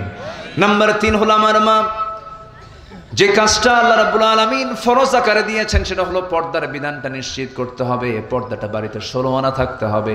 বোরকা পরলে কি পর্দা হয় নাকি? বোরকা পরলেন, চাচাতো ভাই, মামাতো ভাই, দুলা ভাই, দেবর ভাসুর দেখা করলেন, পর্দার শেষ হয়ে গেল। আচ্ছা বলেন তো, দূরের মানুষের ক্ষতি বেশি না কাছের মানুষের ক্ষতি বেশি? কাছের মানুষের বেড়া ক্ষেত খায়। কি কথা কি বুঝতেছেন আপনারা? কথা বুঝতেছেন? বেড়া ক্ষেত খায়। এই জন্য কাছের মানুষ যারা, তাদের ব্যাপারে আপনারা পর্দার ব্যাপারে খুব সজাগ থাকবেন। দেবরের সঙ্গে দেখা করা যাবে না, ভাসুরের সঙ্গে দেখা করা যাবে না, খালাতো ভাই, মামাতো ভাই, খুব সাবধানে আমরা চলাফেরা করব। আল্লাহ তাআলা প্রত্যেক মা বোনদেরকে পর্দায় থাকার তৌফিক দান করুন। জোরে বলি আল্লাহুম্মা আমিন। সম্মানিত ভাইরা, এখানে কি এটা এখন শেষে? আচ্ছা ঠিক আছে, সবাই বসেন। কিছু ভাই চলে গেছেন, 12টা বেজে গেছে যে, হুজুর ভাবতেছে হুজুর ছেড়ে দেবে। আপনারা শেষ পর্যন্ত ছিলেন, আমি খুবই খুশি, আলহামদুলিল্লাহ। আমরা দোয়া করব, এই 2-3 মিনিটের মধ্যে আমরা দোয়ার দিকে যাব। তার আগ দিয়ে একটু মাহফিল কমিটি আমার কাছে একটু আবদার রেখেছেন, যদি এটা চাইতে গিয়ে যদি দৌড় মারেন তাহলে দরকার নাই। এটা আবার এমন একটা কাজ, আমার দেশে এটা একটা রোগ, এটা ওষুধ, মানে কালেকশনের জন্য ব্যাগ দেওয়াও সারা, জনগণ চলে যাওয়াও সারা। এটা একটা ভালো একটা মানে জনগণ চলে যাওয়ার একটা মাধ্যম হচ্ছে কালেকশন, তাই না? শেষের দিকে এসে কেউ যাবেন না, চাদর যাবে, ব্যাগ যাবে, যে যা পারি, শুধু যে যা পারি আমরা দেওয়ার চেষ্টা, জুলুম নাই, যে যা পারি আমরা দেবো ইনশাল্লাহ। জোরে বলি ইনশাআল্লাহ। এবং শেষে আমি একটা ঘোষণা দিচ্ছি, সেটা হলো আপনি আলেম হতে পারেন নাই, আলেমের বাপ হবেন। রাজি আছেন কি সবাই? হাফেজের বাপ হবেন। কিসের বাপ হবেন বলেন? আল্লাহ পাক প্রত্যেক হাফেজের বাপকে কিয়ামতের দিন বিশেষ গুণে গুণান্বিত করবেন, সবার সামনে হাফেজের বাপ বলে পরিচয় করে দিবেন। কার বাপ হবেন বলেন? বলেন কিসের বাপ হবেন বলেন? হাফেজের বাপ হবেন। যাদের সন্তান 5 থেকে 6 বছর আছে, আমি আমার নিজের সন্তানকে মাদ্রাসায় পড়ে হাফেজ সে হয়েছে, আমি হাফেজের বাপ হয়েছি। হাফেজের বাপ হবেন না ইনশাআল্লাহ? তা আপনার সন্তান যাদের বয়স 5 থেকে 6, 7, 8 বছর হয়ে গেছে সর্বোচ্চ, এখনো সময় আছে, ওই বাচ্চাটাকে চোখ বন্ধ করে হাফেজ বানান। আল্লাহর কসম করে বলি, যে 30 পারা কোরআন সিনার মধ্যে তুলতে পারবে, সে গোটা পৃথিবীর জ্ঞান তার সিনার মধ্যে তুলতে পারবে।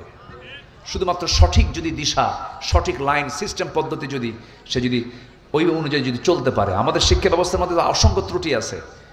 মাস্টার্স পাস করে কোরআন পড়তে পারে না, আবার এদিকে মানে মাদ্রাসা লাইনে পড়াশোনা শেষ করে ফেলে, এদিকে অঙ্ক পারে না, হিসাব পারে না, সে ম্যানেজিং পারে না, সে ব্যাংকের ম্যানেজারই করতে পারবে না। শিক্ষা ব্যবস্থার মধ্যে একটা ত্রুটি আছে। সেই ত্রুটিকে লক্ষ্য রেখে, সামনে রেখে আমি একটা খাস কিছু খেদমতে নেমেছি। দোয়া করবেন। আমার কথা কি শুনতেছেন সবাই?